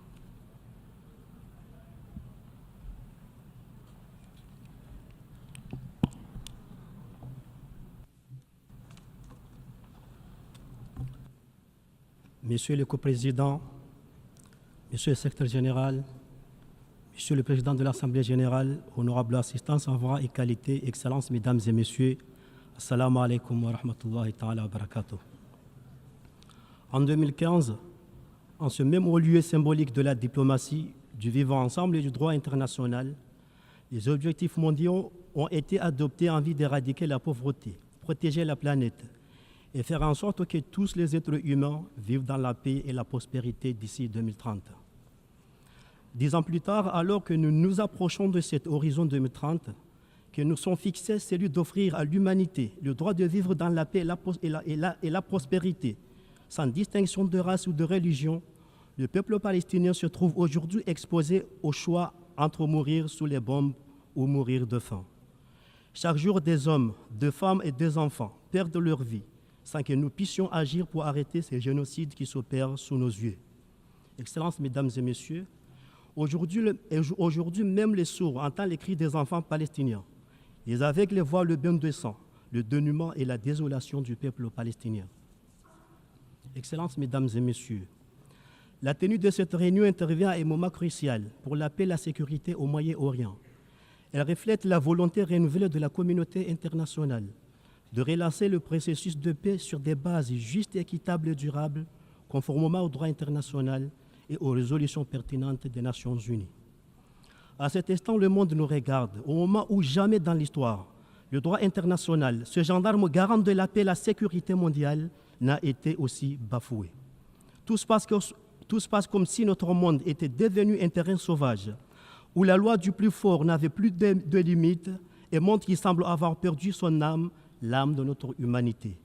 Alors, en ce jour où tous les espoirs sont permis, serons-nous à la hauteur des attentes légitimes de ce peuple qui nous demande quel est son droit à la vie tout court, une vie de dignité et d'espérance. Un peuple dont la souffrance est le miroir de notre échec collectif à garantir la paix et la justice. La solution proposée par l'Organisation des Nations Unies d'un État palestinien vivant pacifiquement avec Israël reste la seule voie à suivre. Excellences, Mesdames et Messieurs, mon pays, l'Union des Comores, fidèle à ses principes de respect du droit international, réaffirme ici son soutien indéfectible à cette solution à 2 États, avec Jérusalem-Est comme capitale de l'État de Palestine. Excellences, Mesdames et Messieurs, l'Union des Comores salue l'initiative de cette conférence internationale, coprésidée par l'Arabie saoudite et la France, sous l'égide de l'Organisation des Nations Unies, qui se tient à quelques semaines de la 80e session de l'Assemblée générale des Nations unies. Au rythme du massacre perpétré contre le peuple palestinien, d'ici la prochaine Assemblée générale, nous risquons d'avoir la mauvaise conscience de n'avoir pas agi pour sauver des milliers et des milliers de vies innocentes. À cet égard, nous avons le devoir de sortir de cette conférence avec l'intime conviction d'avoir inscrit résolument l'avenir d'un État palestinien au premier rang de notre agenda international. Excellences, Mesdames et Messieurs, depuis plusieurs décennies, des voix se lèvent pour dénoncer cette injustice subie par le peuple palestinien. Après plusieurs décennies de souffrance endurées par le peuple palestinien, voici venue l'heure de vérité et d'action. Cette conférence sera-t-elle celle qui consacrera le droit à la vie et à la justice pour le peuple palestinien, ou sera-t-elle celle des discours sans effet ni perspective immédiate? Excellences, Mesdames et Messieurs, quelle que soit la réponse à ces interrogations, une chose est sûre certaine, l'histoire nous jugera un jour ou l'autre. Je vous remercie.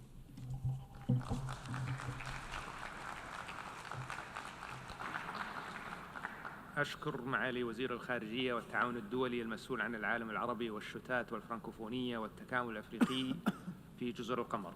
وقبل إعطاء الكلمة للمتحدث القادم، يسرني بالنيابة عن المملكة العربية السعودية وجمهورية فرنسا والدول الرئيسية المشاركة للفرق العمل المنبثقة من المؤتمر الدولي بشأن التسوية السلمية لقضية فلسطين وتنفيذ حل الدولتين، وهي جمهورية البرازيل الاتحادية، كندا، جمهورية مصر العربية، جمهورية إندونيسيا، إيرلندا، الجمهورية الإيطالية، اليابان، المملكة الأردنية الهاشمية، الولايات المتحدة المكسيكية، مملكة النرويج، دولة قطر، جمهورية السنغال، مملكة إسبانيا، جمهورية تركيا، المملكة المتحدة لبريطانيا العظمى وإيرلندا الشمالية، الاتحاد الأوروبي وجامعة الدول العربية، اعتماد الوثيقة الختامية للمؤتمر وملحقها، وذلك وفقا لما نص عليه قرار الجمعية العامة للأمم المتحدة رقم 79.81 المعتمد بتاريخ 3 ديسمبر 2024. وتعكس هذه المخرجات مقترحات شاملة عبر المحاور السياسية والأمنية والإنسانية والاقتصادية والقانونية والسردية الاستراتيجية، وتشكل إطاراً متكاملاً وقابلاً للتنفيذ من أجل تطبيق حل الدولتين وتحقيق السلم والأمن للجميع. وندعوكم إلى تأييد الوثيقة الختامية قبل اختتام أعمال الدورة 79 للجمعية العامة في نيويورك عبر إبلاغ بعثتي المملكة العربية السعودية والجمهورية الفرنسية في نيويورك. والآن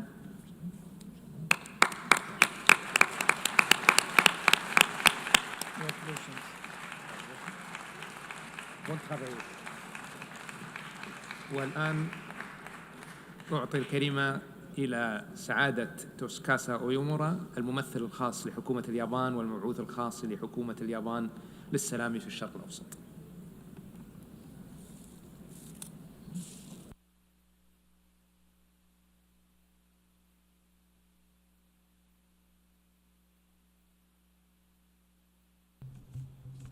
Thank you, co-chairs. We extend our sincere gratitude to France and Saudi Arabia for their leadership in convening this high-level conference.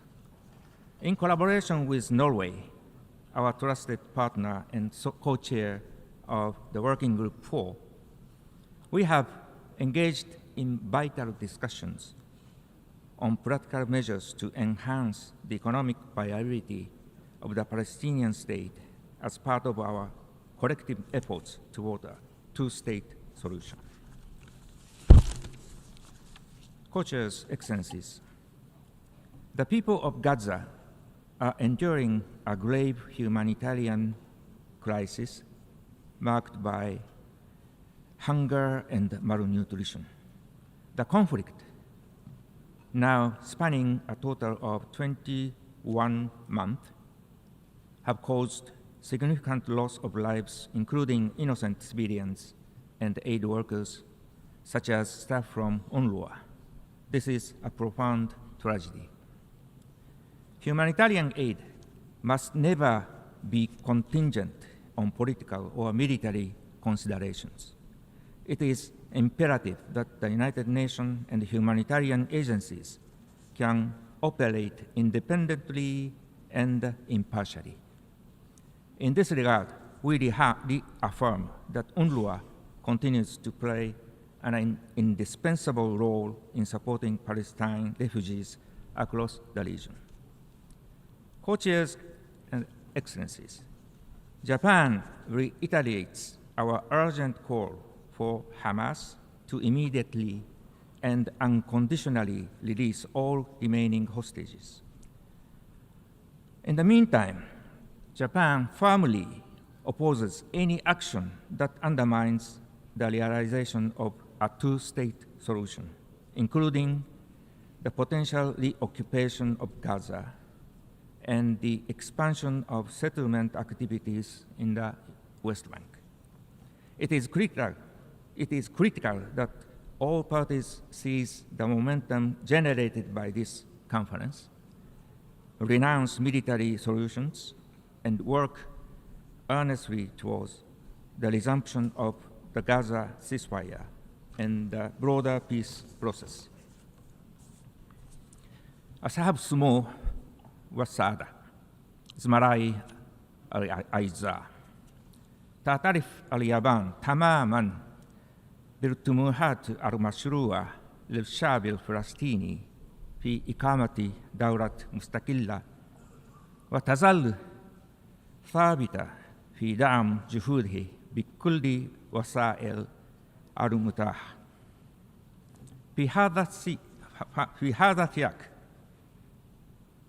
تعبت اليابان على دعم حل الدولتين وصوتت خلال أولوياتها في مجلس الأمن في السنة الماضية لصالح القرار الدائم لطلب فلسطين الانضمام إلى عضوية الأمم المتحدة.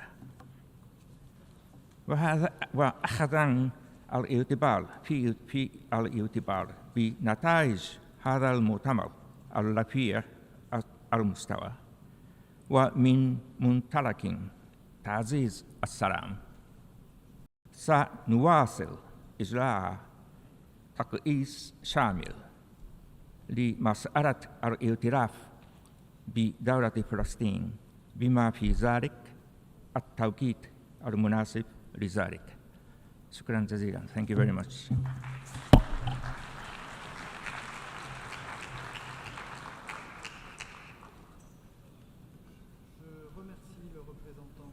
Je remercie le représentant spécial du gouvernement japonais, envoyé spécial du gouvernement japonais pour le processus de paix au Moyen-Orient, et je donne maintenant la parole à son Excellence M. Jun Tsai, envoyé spécial du gouvernement chinois sur la question du Moyen-Orient.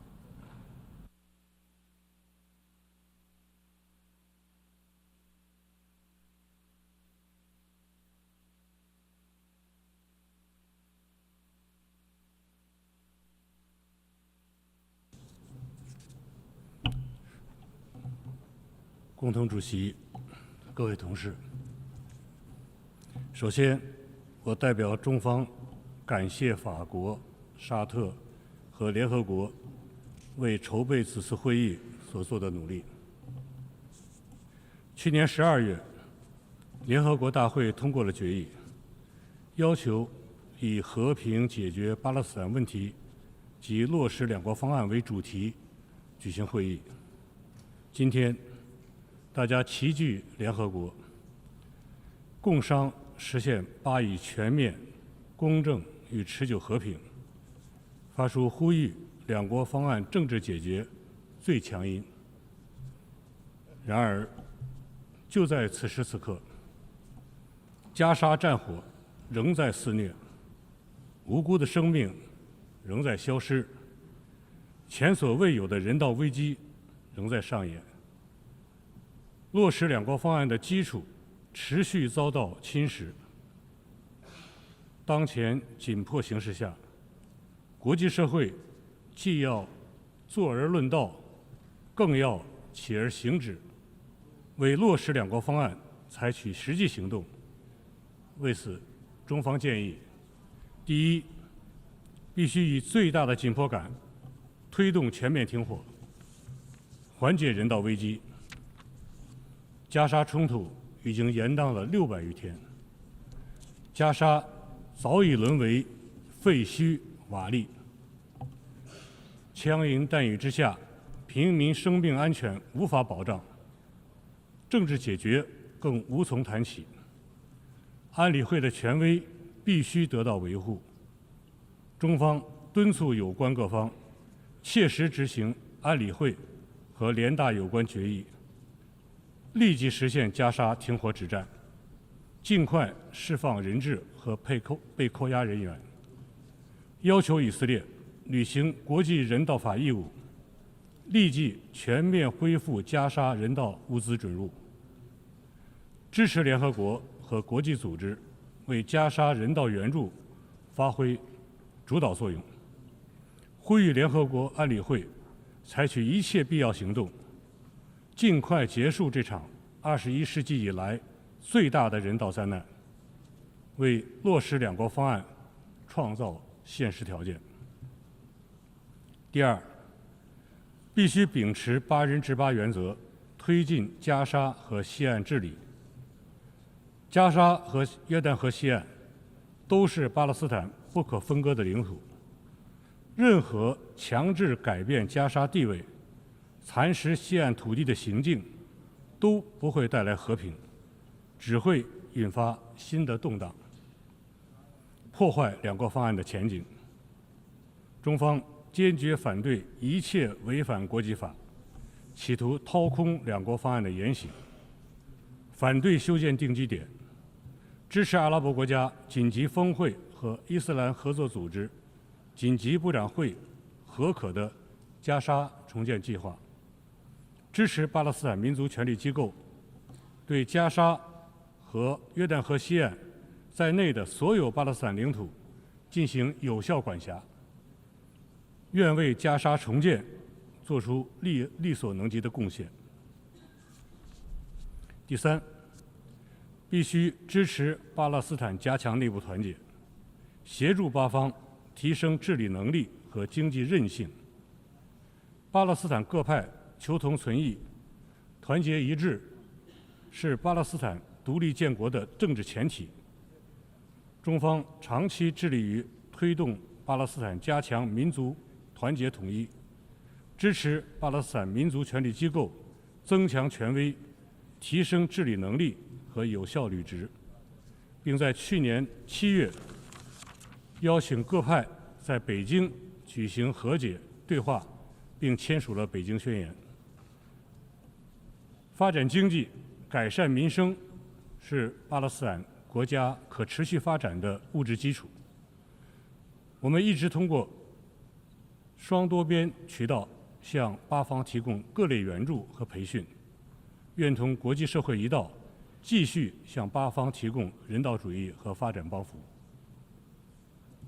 第四，必须维护落实两国方案的和平势能。本轮巴以冲突是巴勒斯坦问题长期遭边缘化的恶果，也再次唤醒全世界对这一问题的关注。国际社会同情巴勒斯坦，支持两国方案的声音和力量空前高涨。各方应以此为契机，以更大决心凝聚更大合力，让两国方案的由口号转化为行动。中方坚定支持建立以1967年边界为基础，以东耶路撒冷为首都，享有完全主权的独立的巴勒斯坦国。呼吁联合国尽快接纳巴勒斯坦成为正式会员国，要求有关国家不要为此设置障碍。呼吁尚未承认巴勒斯坦的国家尽快作出承认。第五，必须坚持共同综合合作可持续的安全观，实现中东长治久安。巴勒斯坦问题是中东问题的核心，中东形势亦深刻影响巴勒斯坦问题解决前景。中方始终认为，包括巴勒斯坦和以色列在内的中东各国安全相依，单方面的安全行不通。只有共同安全，才能实现持久和平，消灭暴力和仇恨的土壤，以色列的合理安全关切应该得到尊重，巴勒斯坦的生存权、建国权、发展权也应该落到实处。中方真诚希望早日实现地区国家的和平共存，实现地区和平稳定、共同繁荣。我们愿同国际社会一道，为缓和地区局势发挥建设性作用。各位同事，路虽远，行则将至；事虽难，做则必成。落实两国方案是解决巴勒斯坦问题的唯一的可行出路，也是国际社会的最大共识。中方期待本次会议为实现两国方案注入新动能，明确时间表，规划路线图。中方将继续同国际社会共同努力，在实现加沙停火止战基础上，推动巴勒斯坦问题早日得到全面、公正、持久的解决。谢谢。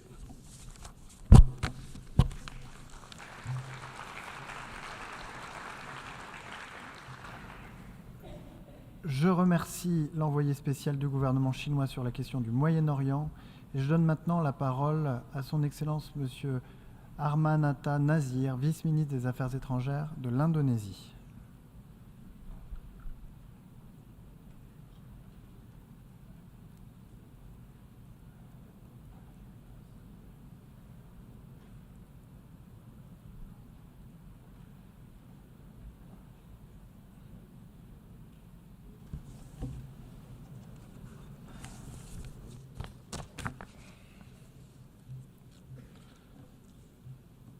Co-chairs, Excellencies, let me begin by thanking the government of France and the Kingdom of Saudi Arabia for convening this vital conference on implementing the two-state solution.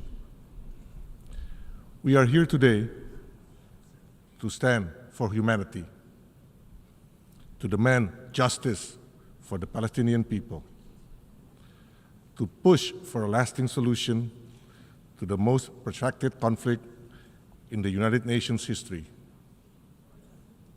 For over 7 decades, Palestinians have been denied the rights to independence.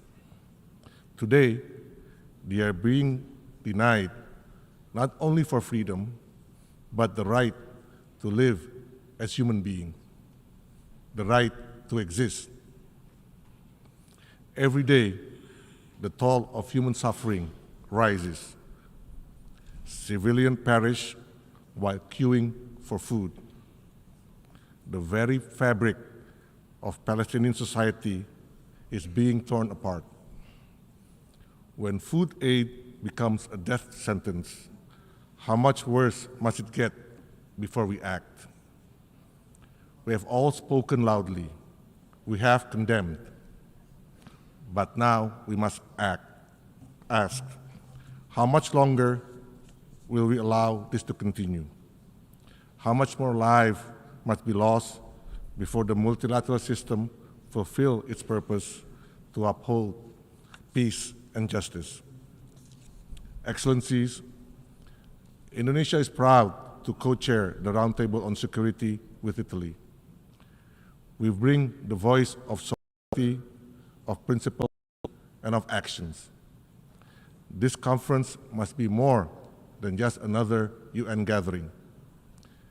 It must be a rallying point for global conscience. The future must not be a one-state reality built on annexation and apartheid. It must be a two-state solution where Israel and Palestine living side by side in peace and security within recognized borders based on the 1967 line, in accordance with international law, UN resolutions, and international agreements. We therefore welcome the joint statement and leadership of nearly 30 countries calling for an end to the war and humanitarian crisis in Gaza. We also welcome other global initiatives supporting the state of Palestine. These efforts must be the spark, not the ceiling of our ambitions. Against this backdrop, let me highlight 3 essential points. First, recognition is not symbolic, it's strategic. Recognizing Palestine is not a favor, it is a duty under international law. To recognize Palestine is to stand for justice. It is to believe in the UN Charter.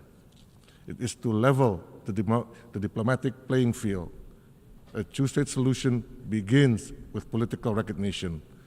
Only then can genuine peace negotiation take place. Only then can we end the illegal occupation as confirmed by the International Court of Justice. Second, hostilities must end. A ceasefire is not a tactic, it is a moral imperative. Humanitarian aid must flow. Civilians must be protected for both Palestinians and Israelis. President Prabowo has affirmed Indonesia's readiness to contribute to peace, including through providing personnel to support stabilization force efforts in Gaza under a UN mandate. We are not just advocating for peace, we are ready to help build it on the ground. Third, the future of Palestine must be Palestinian-led. Rebuilding Gaza and shaping its political future must be owned by the Palestinian people. No one can build a state of Palestine, only Palestinians can. Any attempt to forcibly displace them or impose conditions on their sovereignty must be firmly rejected. A strong, unified state of Palestine with full control over its territory, institution, and foundation is the foundation for sustainable peace. Only then can Israel truly be welcomed as a peaceful neighbor in a secure Middle East. Despite the devastation, Indonesia continues to invest in the Palestinian youth, particularly through education, because we believe one day these young people will lead a free, democratic, and sovereign Palestine. Excellencies, the time has come for decisive, irreversible steps to realize the two-state solutions. Indonesia stands ready to work with all countries to this end. I thank you.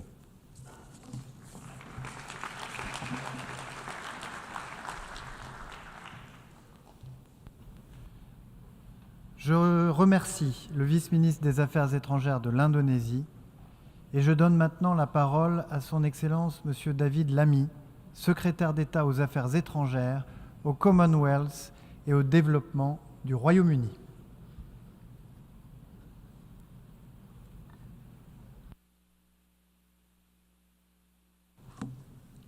Well, thank you, Chair. We gather today at a dark moment. 660 days since the Israeli hostages were first cruelly taken by Hamas terrorists. There is no possible justification for this suffering and only a clear duty that we help to bring it to an end. The devastation in Gaza is heartbreaking. Children are starving, and Israel's drip feeding of aid has horrified the world. These are an affront to the values of the Charter of the United Nations. Last week, Britain led 28 countries in demanding an immediate end to this terrible war, and we set the region on a path to a better future. That requires not just an immediate ceasefire, but a plan to make it last. Colleagues, our history means that Britain bears a special burden of responsibility to support the two-state solution. In the last 12 months, the United Kingdom government has repeatedly taken action in the face of the current crisis. We restored funding to UNRWA. We suspended arms exports that could be used in Gaza. We provided tens of millions of pounds in humanitarian assistance. We signed a landmark agreement with the Palestinian Authority, and we stood up for the independence of the international courts. We have delivered 3 sanctions packages on violent settlers, and we suspended trade negotiations with the Israeli government, and we sanctioned far-right Israeli ministers for incitement. Yet, dear friends, the situation on the ground continues to worsen, and the two-state solution is in peril. And so to reach that better future, we must first reflect on the past. 108 years ago, my predecessor as British Foreign Secretary, Arthur Balfour, signed the declaration that bears his name. It helped lay the foundations for a homeland for the Jewish people, and Britain can be proud of that. Our support for Israel, its right to exist, and the security of its people is steadfast. However, the Balfour Declaration came with the solemn promise that nothing shall be done, nothing which may prejudice the civil and religious rights of the Palestinian people as well. And colleagues, this has not been upheld, and it is a historical injustice which continues to unfold.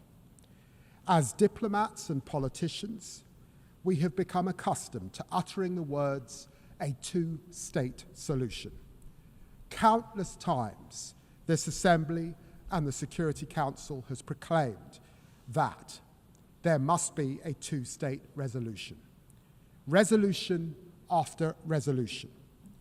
Resolution 181, Resolution 242, Resolution 446, Resolution 1515, Resolution 2334. These cannot be just numbers on a page, but the conviction of a deeply frustrated world. Chairs, Hamas must never be rewarded for the monstrous attack on October the 7th. It must immediately release the hostages, agree to an immediate ceasefire, accept it will have no role in governing Gaza, and commit to disarmament. But Hamas are not the Palestinian people, and there is no contradiction between support for Israel's security and support for Palestinian statehood. Indeed, the opposite is true. Let me be clear. The Netanyahu government's rejection of a two-state solution is wrong. It's wrong morally and it's wrong strategically. It harms the interests of the Israeli people, closing off the only path to a just and lasting peace. And that is why we are determined to protect the viability of a two-state solution. And so it is with the hand of history on our shoulders that His Majesty's government therefore intends to recognize the state of Palestine when the UN General Assembly gathers in September here in New York.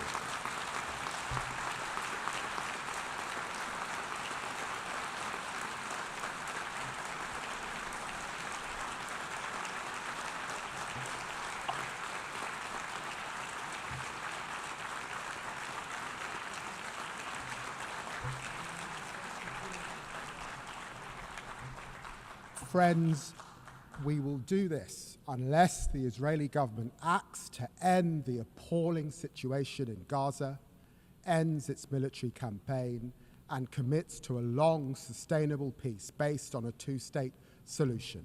Our demands on Hamas also remain absolute and unwavering.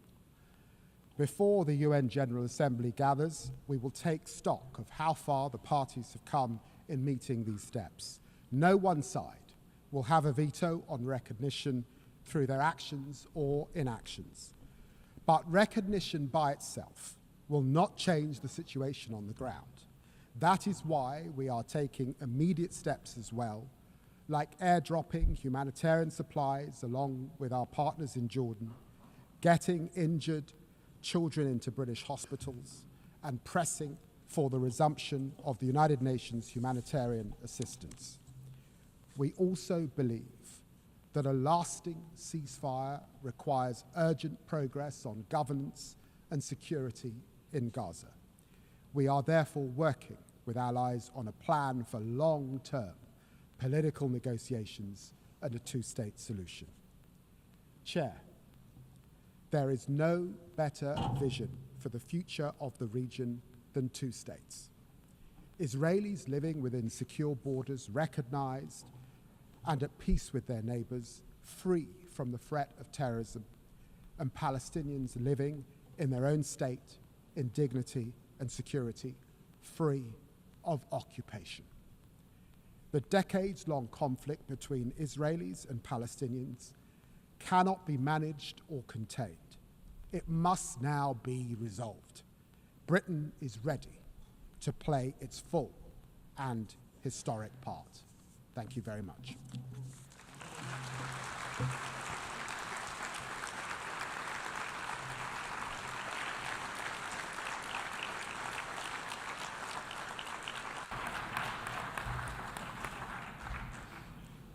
Je remercie très sincèrement le secrétaire d'État aux Affaires étrangères, au Commonwealth et au développement du Royaume-Uni.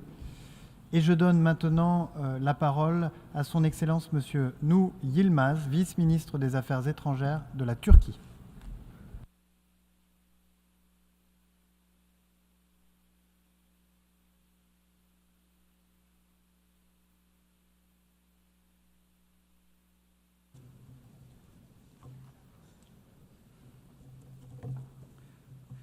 Esteemed ministers, excellencies, dear colleagues, I would like to start by expressing my appreciation to the co-chairs, France and Saudi Arabia, for taking the lead to revitalize the efforts for the implementation of the two-state solution.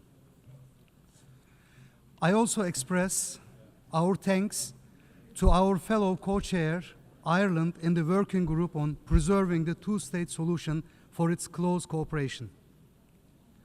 The two-state solution remains central to not only the peaceful settlement of the conflict, but also to preserving sustainable peace and security in the broader region. We should remember the reason why the two-state solution is not achieved so far: occupation. Therefore, any realistic solution has to face with this cruel nature of the occupation. In other words, the root cause of the problem, i.e., the Israeli occupation of the Palestinian territory, should be addressed for any viable solution. Again, let me remind you that the reason why this conference was delayed was Israel's attacks on Iran. This is a testament to the urgency of ending Israel's aggression, expansionism, and policy of strategic destabilization in the region. Israel has strategically been exporting instability to the whole region by seeking for endless wars with hegemonic intentions. No central authority is spared, weakened state structures are sought, failed states are desired and even engineered.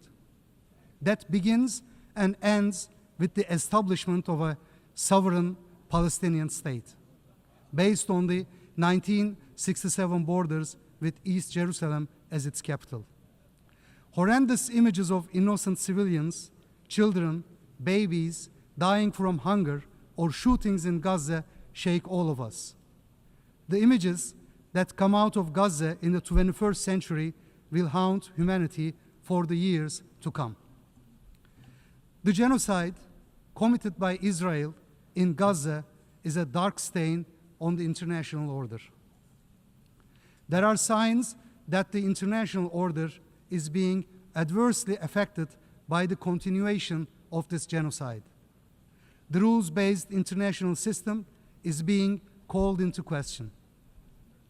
An immediate and permanent ceasefire is the most urgent priority. Under the current circumstances, a ceasefire is not possible if the aggressor is not forced to do so.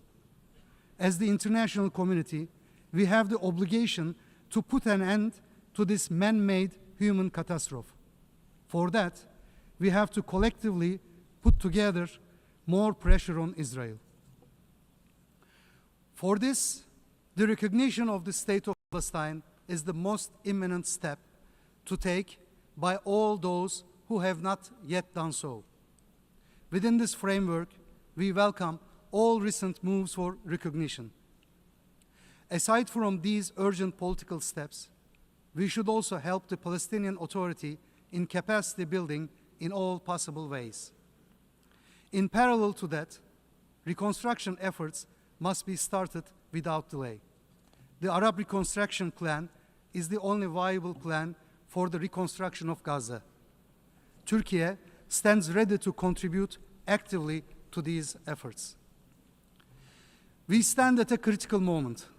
Yes, Palestine needs economic support, capacity building, empowering, trade, and any kind of material and moral support.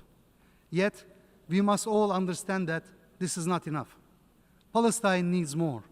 Palestine needs strong and concrete political solidarity that should go hand in hand with coercive measures such as a UN ban on transfers of arms, as well as halting trade with the aggressor. Israel continues to enable illegal settlements. It even goes beyond with its government chanting openly and loudly for the annexation of Palestinian territories. Settlerism is theft, settlerism is crime, settlerism is an anachronistic version of colonialism in the 21st century. Settler terrorism should not go unpunished. Settlers and their enablers must face consequences.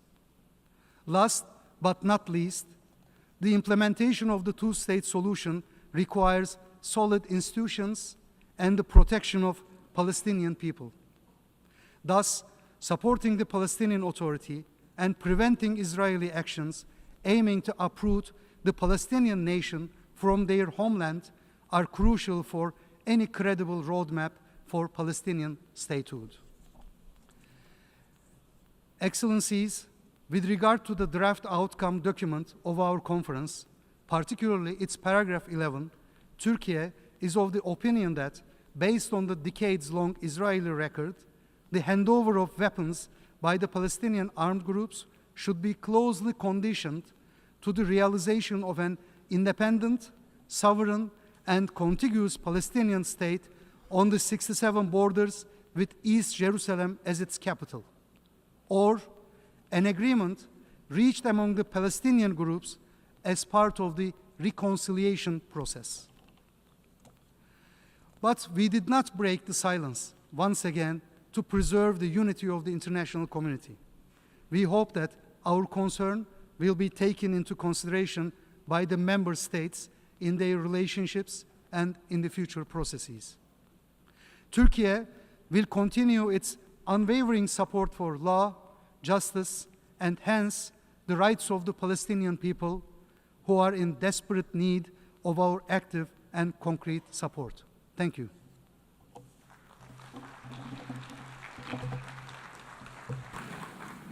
أشكر معالي نائب وزير خارجية تركيا، والآن أعطي الكلمة إلى معالي السيد إيمير هيجنز وزير الدولة في وزارة النفقات العامة والبنية التحتية وإصلاح الخدمات العامة والرقمنة في إيرلندا.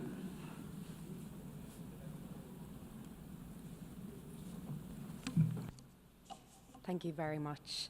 And I would like to begin by thanking our co-chairs, France and Saudi Arabia, for bringing us together today for this important and historic day. On behalf of Ireland, I reaffirm our unequivocal support for advancing the two-state solution. I endorse the conference outcome document, and I encourage other UN members to do the same. I welcome the announcement by France that it will recognise the State of Palestine, and I acknowledge the statement we've just heard from the United Kingdom. As we meet here today, Palestinians in Gaza are enduring unconscionable suffering. The humanitarian situation has reached catastrophic levels. Mass starvation is spreading across the Gaza Strip. Babies are dying because of a man-made famine. Violence, thirst, starvation are killing people every day. We are seeing the destruction of homes, of hospitals, of lives. The July IPC hunger classification, which was published today, tells us the worst case scenario of famine is now unfolding in Gaza. The humanitarian system in Palestine is crumbling right when it is needed the most. Israeli hostages remain in captivity with immense suffering for them and their families. And let me reiterate Ireland's unequivocal condemnation of the heinous terrorist attack by Hamas on Israel on the 7th of October.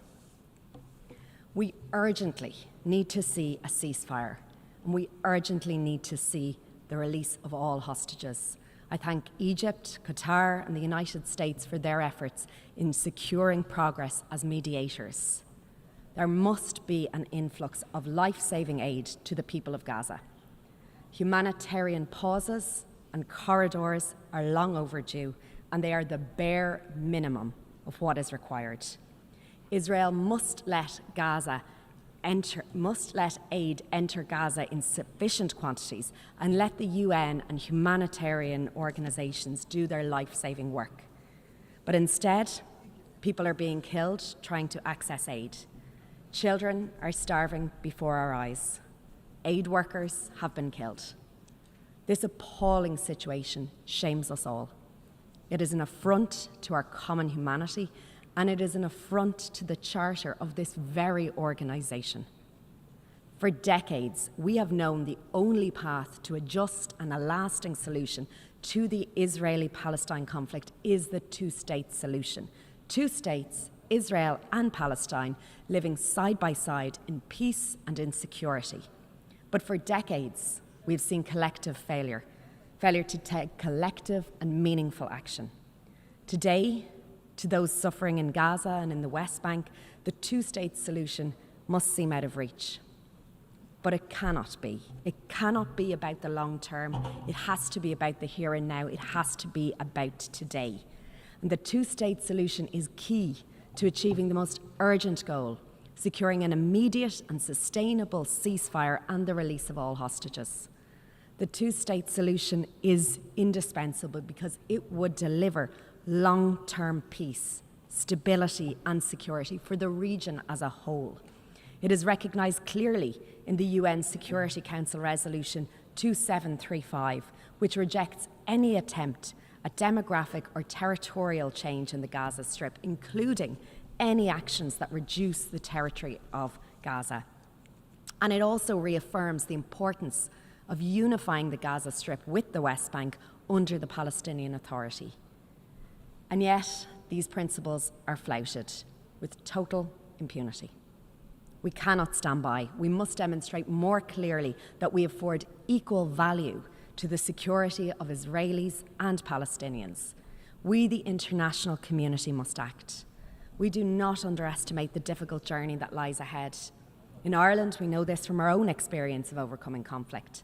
As former President Mary Robinson said yesterday, the arc of peace is long. And while each conflict is different, Ireland stands ready to share our relevant experience from our peace process. Ireland recognised the State of Palestine last year. We did that because we believe in the equal right to self-determination, to peace, to security, and to dignity for both Israelis and Palestinians alike. We welcome the announcement by France that it will recognise Palestine, and we acknowledge the statement we've just received from the United Kingdom. We encourage other countries to recognise Palestine. We encourage those who have not done so to recognise the State of Israel. The outcome of this high-level conference must be a clear signal to the Palestinian people that we support their right to self-determination and that we support the choice of the Palestinian leadership to achieve this through a peaceful political pathway. We welcome the commitments made by President Abbas in this regard. I reaffirm Ireland's support for the Palestinian Authority and its reform agenda. I call on Israel to release the revenues owed to the Palestinian Authority that it is withholding, revenues collected in tax that are necessary to fund vital services and to pay the salaries of workers in Palestine. This conference must be a turning point where we, the international community, mobilises at political, at economic, at financial and at security levels to set in motion the path of a two-state solution. I reiterate Ireland's unwavering support for the indispensable role of UNRWA in support of Palestinian refugees. This is vitally important right now in delivering life-saving aid in Gaza, and we must protect and we must preserve the vital mandate of UNRWA. The International Court of Justice, in its advisory opinion, has stated that the continuing Israeli presence in the occupied Palestinian territory is illegal under international law and that settlements are also illegal. Numerous Security Council resolutions have reaffirmed that settlements are illegal. And yet in the West Bank, including East Jerusalem, we are seeing record levels of settlement construction, large-scale displacement of the Palestinian population and unprecedented levels of violence. In Gaza, the UN High Commissioner for Human Rights has concluded that the manner in which parties to the conflict have conducted hostilities, especially Israel's choice of methods and means of warfare, has involved unprecedented disregard for international human law. Accountability for grave breaches of international law by any party has to be our focus. There must be accountability. There must be accountability for unilateral actions that undermine the viability of the two-state solution. The international community must bring an end to the devastating cycles of violence. We must make good on our commitment to implement once and for all the two-state solution. The outcome document will chart a path forward to secure peace and security for Israelis and Palestinians alike. And now we must seize this opportunity before it is too late. Thank you.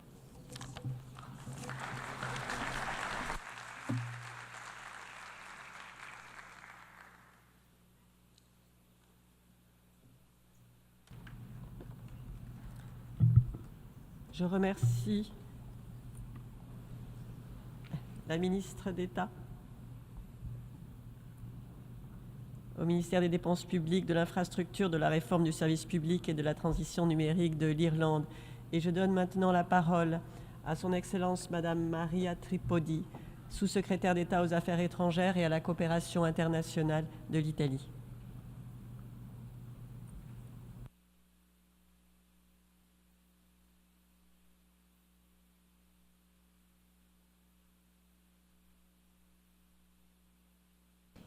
Grazie, signor Presidente dell'Assemblea Generale, gentili delegati, eccellenze. Il prosieguo delle operazioni militari, le gravi condizioni umanitarie e drammatiche a Gaza e lo stallo nei negoziati continuano a mettere a dura prova la stabilità regionale. Il raggiungimento del cessate il fuoco, la liberazione degli ostaggi e la ripresa di un'assistenza umanitaria adeguata sono urgenti e sono la precondizione per ogni sviluppo del processo di pace in Medio Oriente.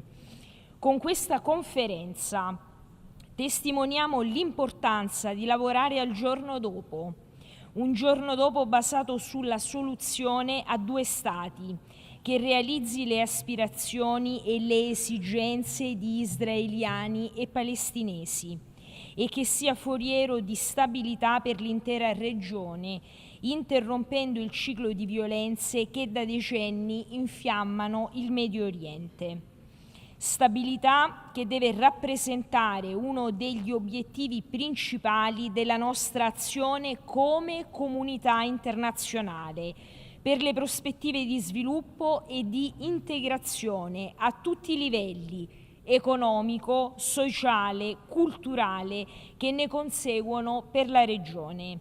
È fondamentale continuare a lavorare per la realizzazione della soluzione a due Stati, così come è indispensabile salvaguardarne le premesse. Per contribuire a promuovere una soluzione a due Stati giusta e duratura, l'Italia ha deciso di partecipare attivamente con impegno e determinazione ai lavori di questa conferenza, presiedendo assieme all'Indonesia il gruppo di lavoro sulla sicurezza. Rispondere alle esigenze di sicurezza degli israeliani e dei palestinesi rimane al centro della prospettiva dei due Stati. Si tratta di un prerequisito per il progresso politico e di un elemento fondamentale per la sostenibilità di qualsiasi soluzione di lungo periodo. Anche in tale ottica l'Italia è a favore di una missione di stabilizzazione a Gaza e di monitoraggio in Cisgiordania. La protezione internazionale dell'ONU renderebbe percorribile la via di uno Stato palestinese non militarizzato. Su questo l'Italia ha apprezzato l'apertura e l'impegno dell'autorità palestinese a trovare una soluzione accettabile anche per Israele. Il nostro approccio è stato quello di garantire l'inclusione e l'equilibrio, tenendo presente le prospettive e le esigenze di sicurezza di entrambe le parti. L'Italia è pronta a fare e a dare il proprio contributo per accompagnare Israele e il futuro Stato palestinese in questo percorso. Proprio da una Gaza libera da Hamas e riunificata con la Cisgiordania, sotto un'autorità palestinese rafforzata e riformata, potrà prendere avvio un futuro di pace e prosperità per la regione. L'azione italiana è basata proprio su queste premesse. Dall'inizio del conflitto l'Italia ha mobilitato 110 milioni di euro per la crisi di Gaza e lo sviluppo della Cisgiordania nell'ambito dell'iniziativa Food for Gaza, che conta sul sostegno di israeliani e palestinesi. Abbiamo lavorato per far arrivare gli aiuti umanitari alla popolazione civile. Eccellenze, distinti delegati, vorrei ricordare anche in questa autorevolissima sede l'impegno italiano nel settore medico, grazie al quale siamo riusciti a portare in Italia 150 bimbi bisognosi di cure e i rispettivi accompagnatori. La scorsa settimana l'Italia ha aderito con profonda convinzione, con altri 30 partner, alla dichiarazione congiunta su Gaza e i territori palestinesi occupati, nella quale viene ribadita la condanna delle restrizioni al flusso degli aiuti umanitari. Nella dichiarazione si sottolinea anche l'importanza di evitare azioni in grado di compromettere la soluzione a due Stati, con particolare riguardo alla Cisgiordania, che ne costituisce una premessa essenziale.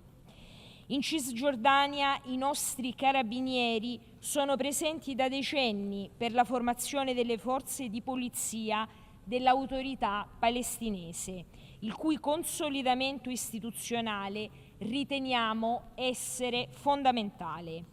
Il sostegno che diamo all'autorità palestinese passa anche attraverso la nostra partecipazione ai processi dell'Unione Europea, che ha approvato un programma di 1,6 miliardi di euro per aiutare e sostenere l'autorità palestinese nella fornitura di servizi alla popolazione, oltre che per facilitare la ripresa economica della striscia di Gaza e della Cisgiordania e sostenere il settore privato.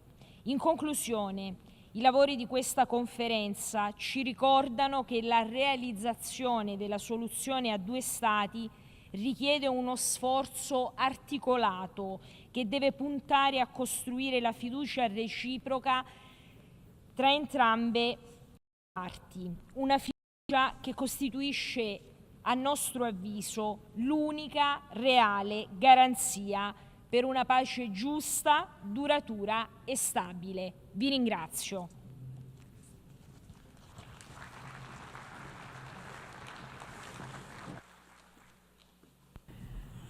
Je remercie la sous-secrétaire d'État aux Affaires étrangères et à la coopération internationale de l'Italie.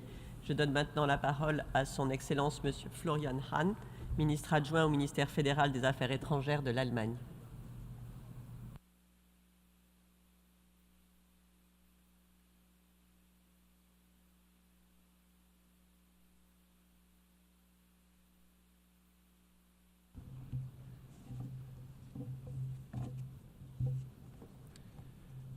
Co-chairs, Excellencies, ladies and gentlemen, let me start by thanking France and Saudi Arabia for convening this important conference. Our convening today takes place against the backdrop of the ongoing war in Gaza, raging for more than 20 months now. Nothing can be stronger, more pressing reminder of the need to resolve the Israeli-Palestinian conflict and to take action towards peace and the two-state solution. The humanitarian situation in Gaza remains utterly unacceptable. Hostages, including 7 German citizens, are still in Hamas's captivity. The man-made hunger crisis afflicting civilians in Gaza is especially unsettling. All these will have irreversible consequences for generations. Germany, therefore, demands immediate, safe, rapid, unhindered, and sustained access by the UN and humanitarian organizations, an immediate ceasefire, and the unconditional release of hostages now. More than 600 trucks are waiting in Al-Arish at the Egyptian border alone, and Germany committed up to $350 million in humanitarian assistance since October 2023 to operations in the Palestinian territories. Ladies and gentlemen, Germany will always be unbreakably committed towards security of the state of Israel and its people. And it is our firm conviction that ultimately only the two-state solution with a Palestinian state existing side by side in peace and security will guarantee Israel's existence as a Jewish and democratic state. Or to put it in other words, all people in the region have to be able to live without fear and in dignity. After the horrendous terrorist attack of Hamas on the 7th October and the brutal war that followed since 20 months, one thing is clear.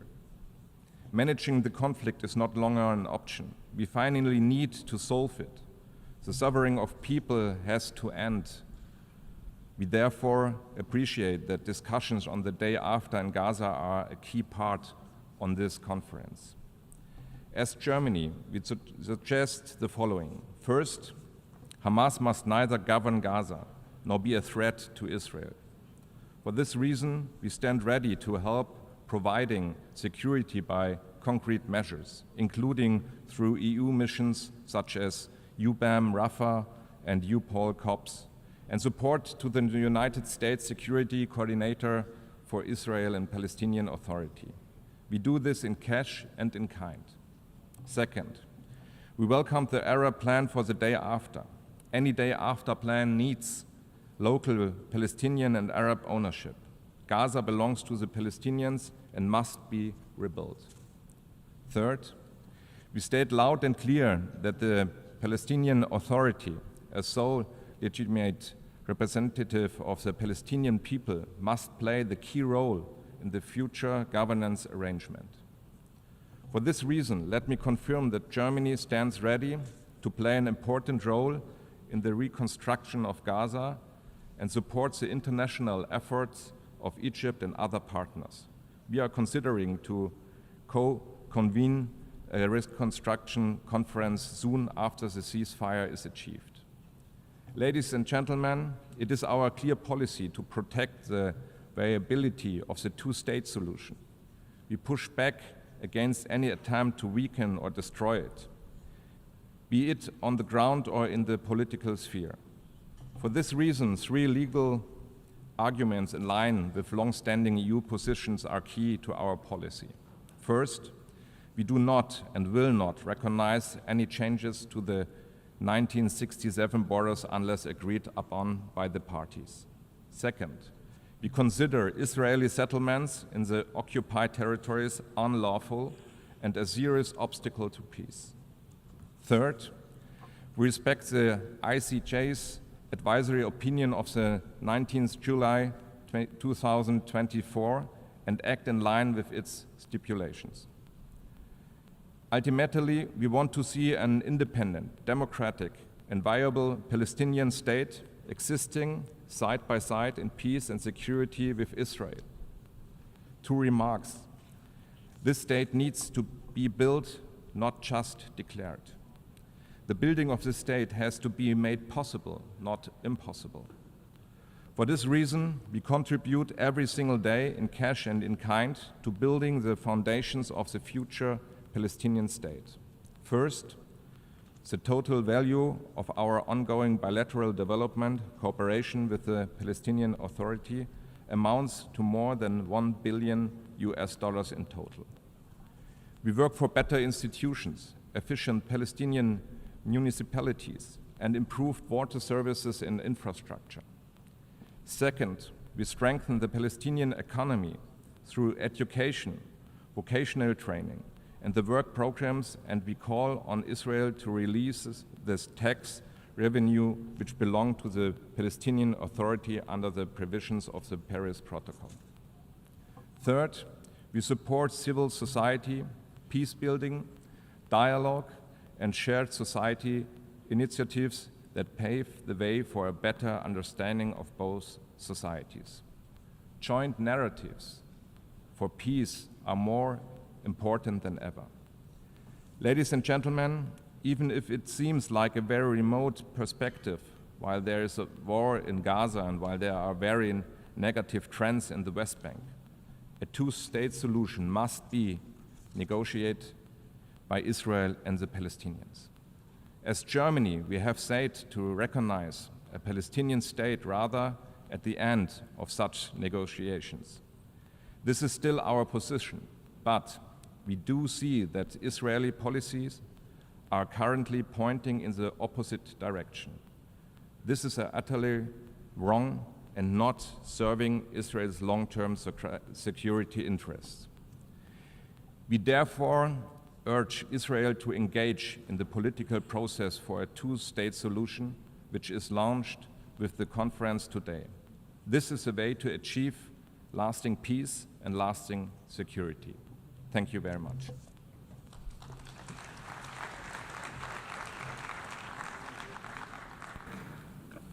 أشكر وزير الدولة في وزارة الخارجية الاتحادية لألمانيا.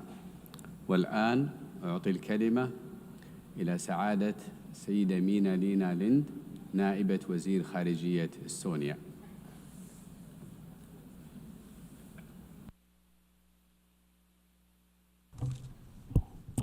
Co-chairs and colleagues, let me add Estonia's voice to some very important statements already made during this conference. So as we are living in a world increasingly shaped by conflict, the international rules-based order with the UN Charter at its core is under a growing strain. One of the clearest and most painful examples in the ongoing conflict between Israel and Palestine, it stands as a symbol of our collective failure. Failure to prevent suffering, to mediate peace, to uphold international law, and to protect the innocent. We must ask ourselves, how can we, in the 21st century, allow this conflict to continue threatening both people? How many more generations must grow up amid rockets and rubble before we say enough? There are no words enough to describe the devastation caused by escalation of violence since 7 October 2023. We must continue to strongly demand the protection of civilians, the release of hostages, distribution of life-saving aid at scale, and accountability for violations of international law.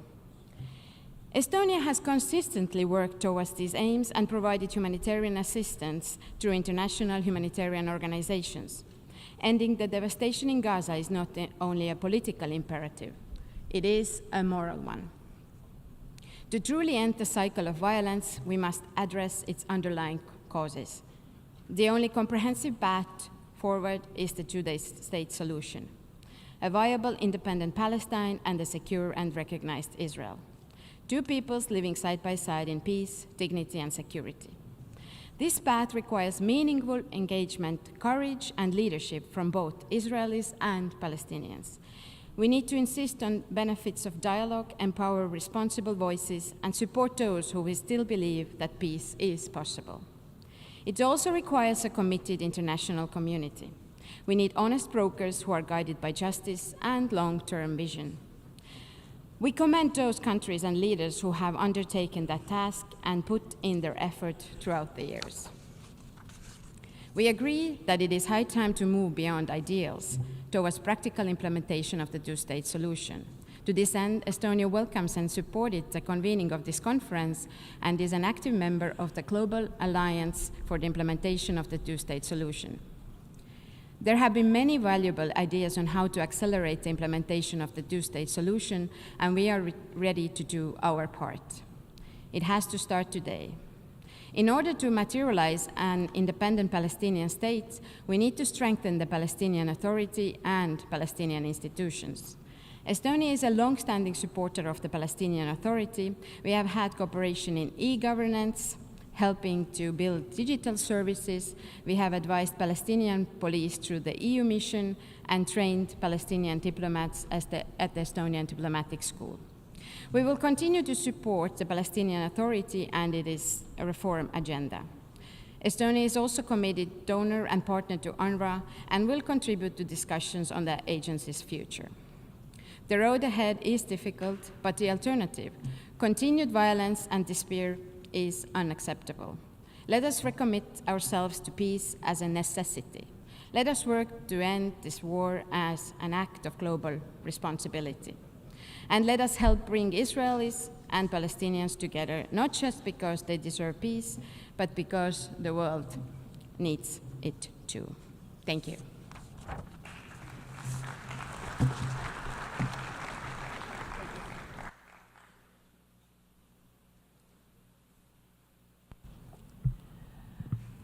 Je remercie la vice-ministre des Affaires étrangères de l'Estonie et je donne maintenant la parole à son Excellence M. Herbert Scheimder, envoyé spécial de la République d'Autriche pour la conférence sur la solution des deux États.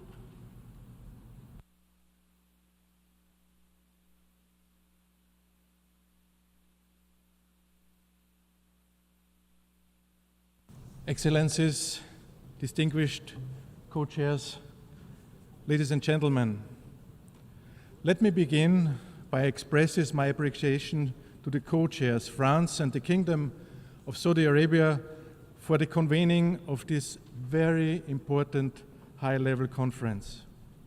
Austria remains firmly committed to a comprehensive, just, and lasting peace in the Middle East, a peace in which two democratic states, Israel and Palestine, live side by side in peace and security within secure and international recognized borders.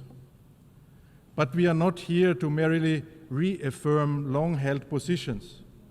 We are here to support concrete progress for real steps toward the implementation of the two-state solution. Sadly, the already distant prospects for a lasting peace have moved even further out of reach ever since the horrendous terror attack by Hamas on 7th of October. And we should never forget this.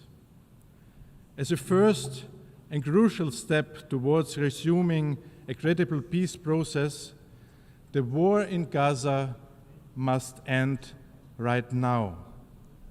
To this end, Austria calls for an immediate ceasefire in line with UN Security Council's resolutions 2735, leading to a permanent end of hostilities. Hamas must unconditionally release all remaining hostages with dignity. Taking them was a crime, a terroristic act that should never have been committed. At the same time, the humanitarian situation in Gaza is nothing less than apocalyptic. Too many civilians, too many children have lost their lives in vain. The suffering of the civilian population must stop. Abiding by international humanitarian law is not optional. In an effort to alleviate the dire crisis, Austria has provided over 67 million euro in humanitarian aid to Gaza and the conflict-ridden region since hostilities began.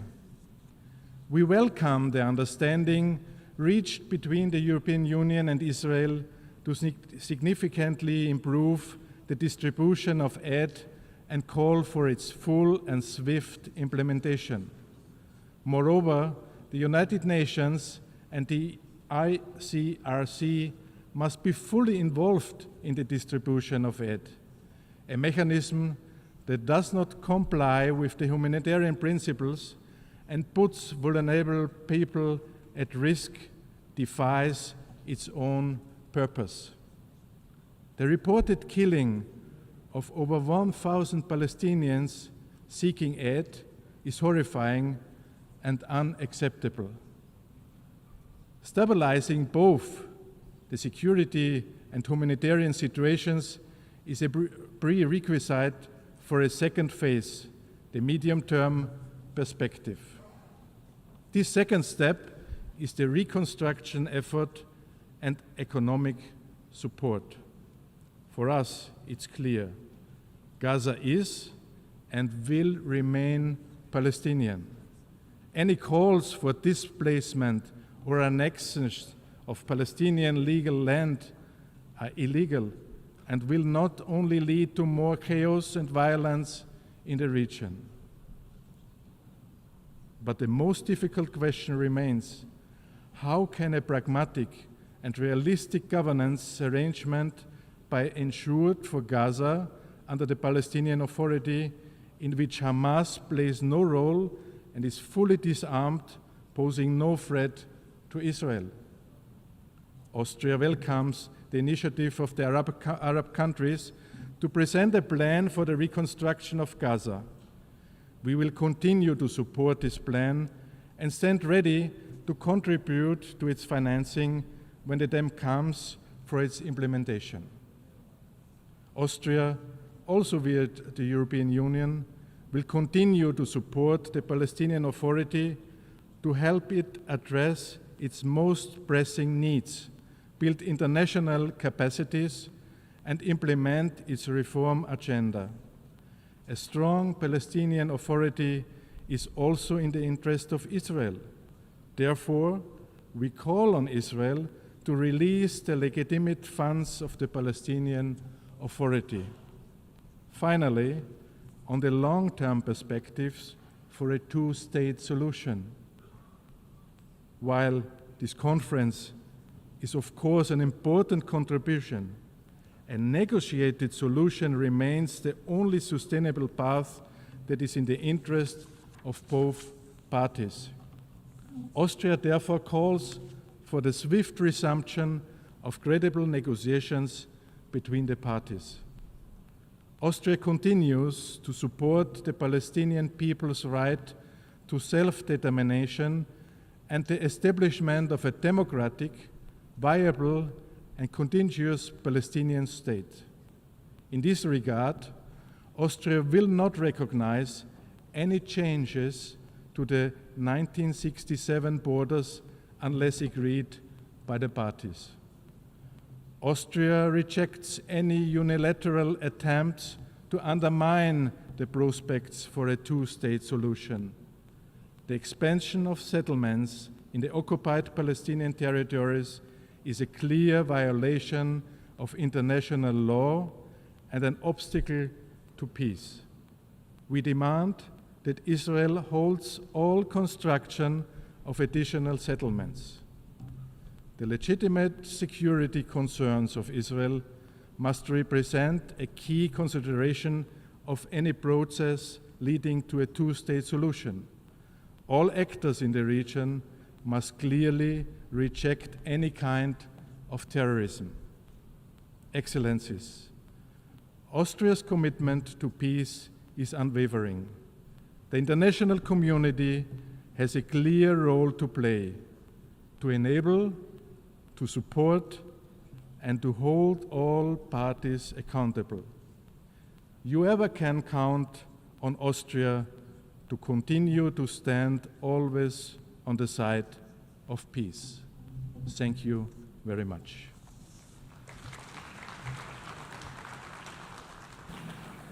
أشكر المبعوث الخاص لجمهورية النمسا للمؤتمر المعني بحل الدولتين، والآن أعطي الكلمة إلى سعادة آرثيوس أورشو إيسيكس الأمين البرلماني في وزارة خارجية لاتفيا.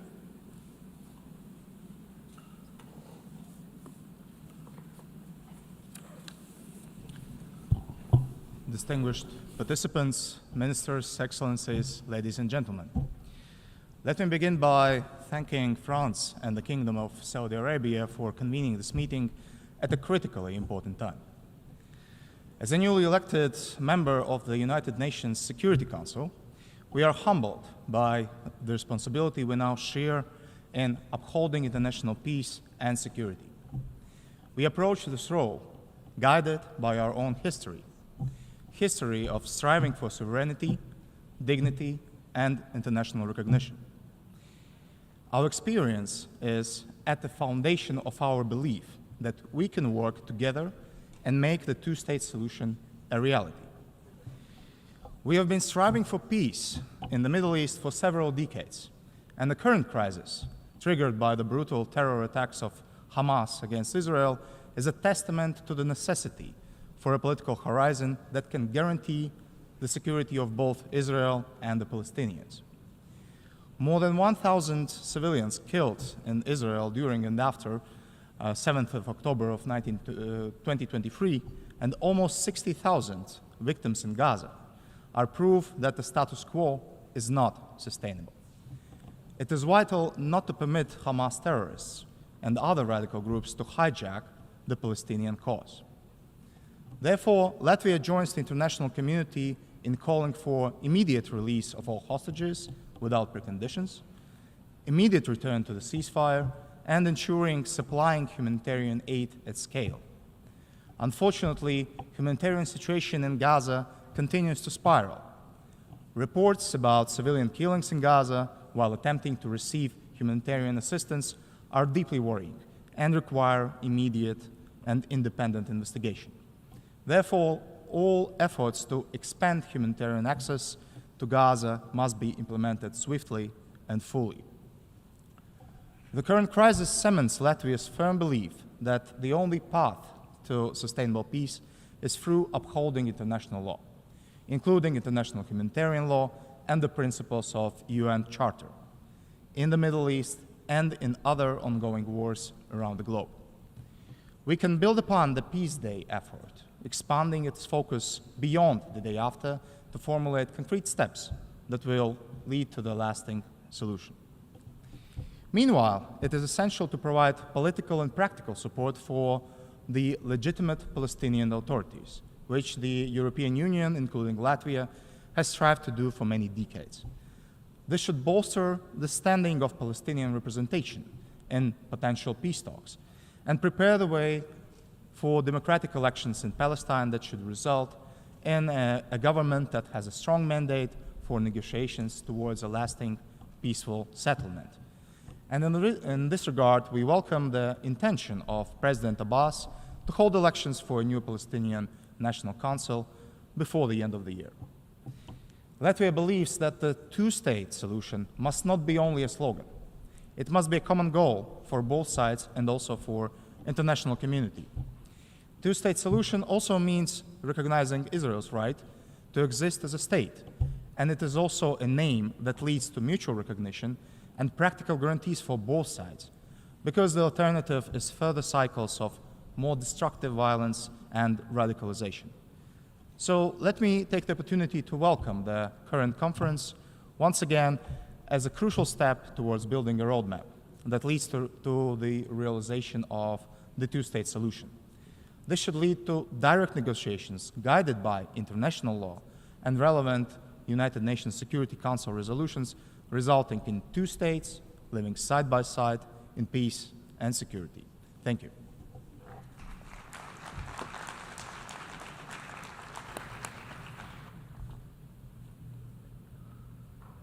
Je remercie le secrétaire parlementaire du ministère des Affaires étrangères de la Lettonie.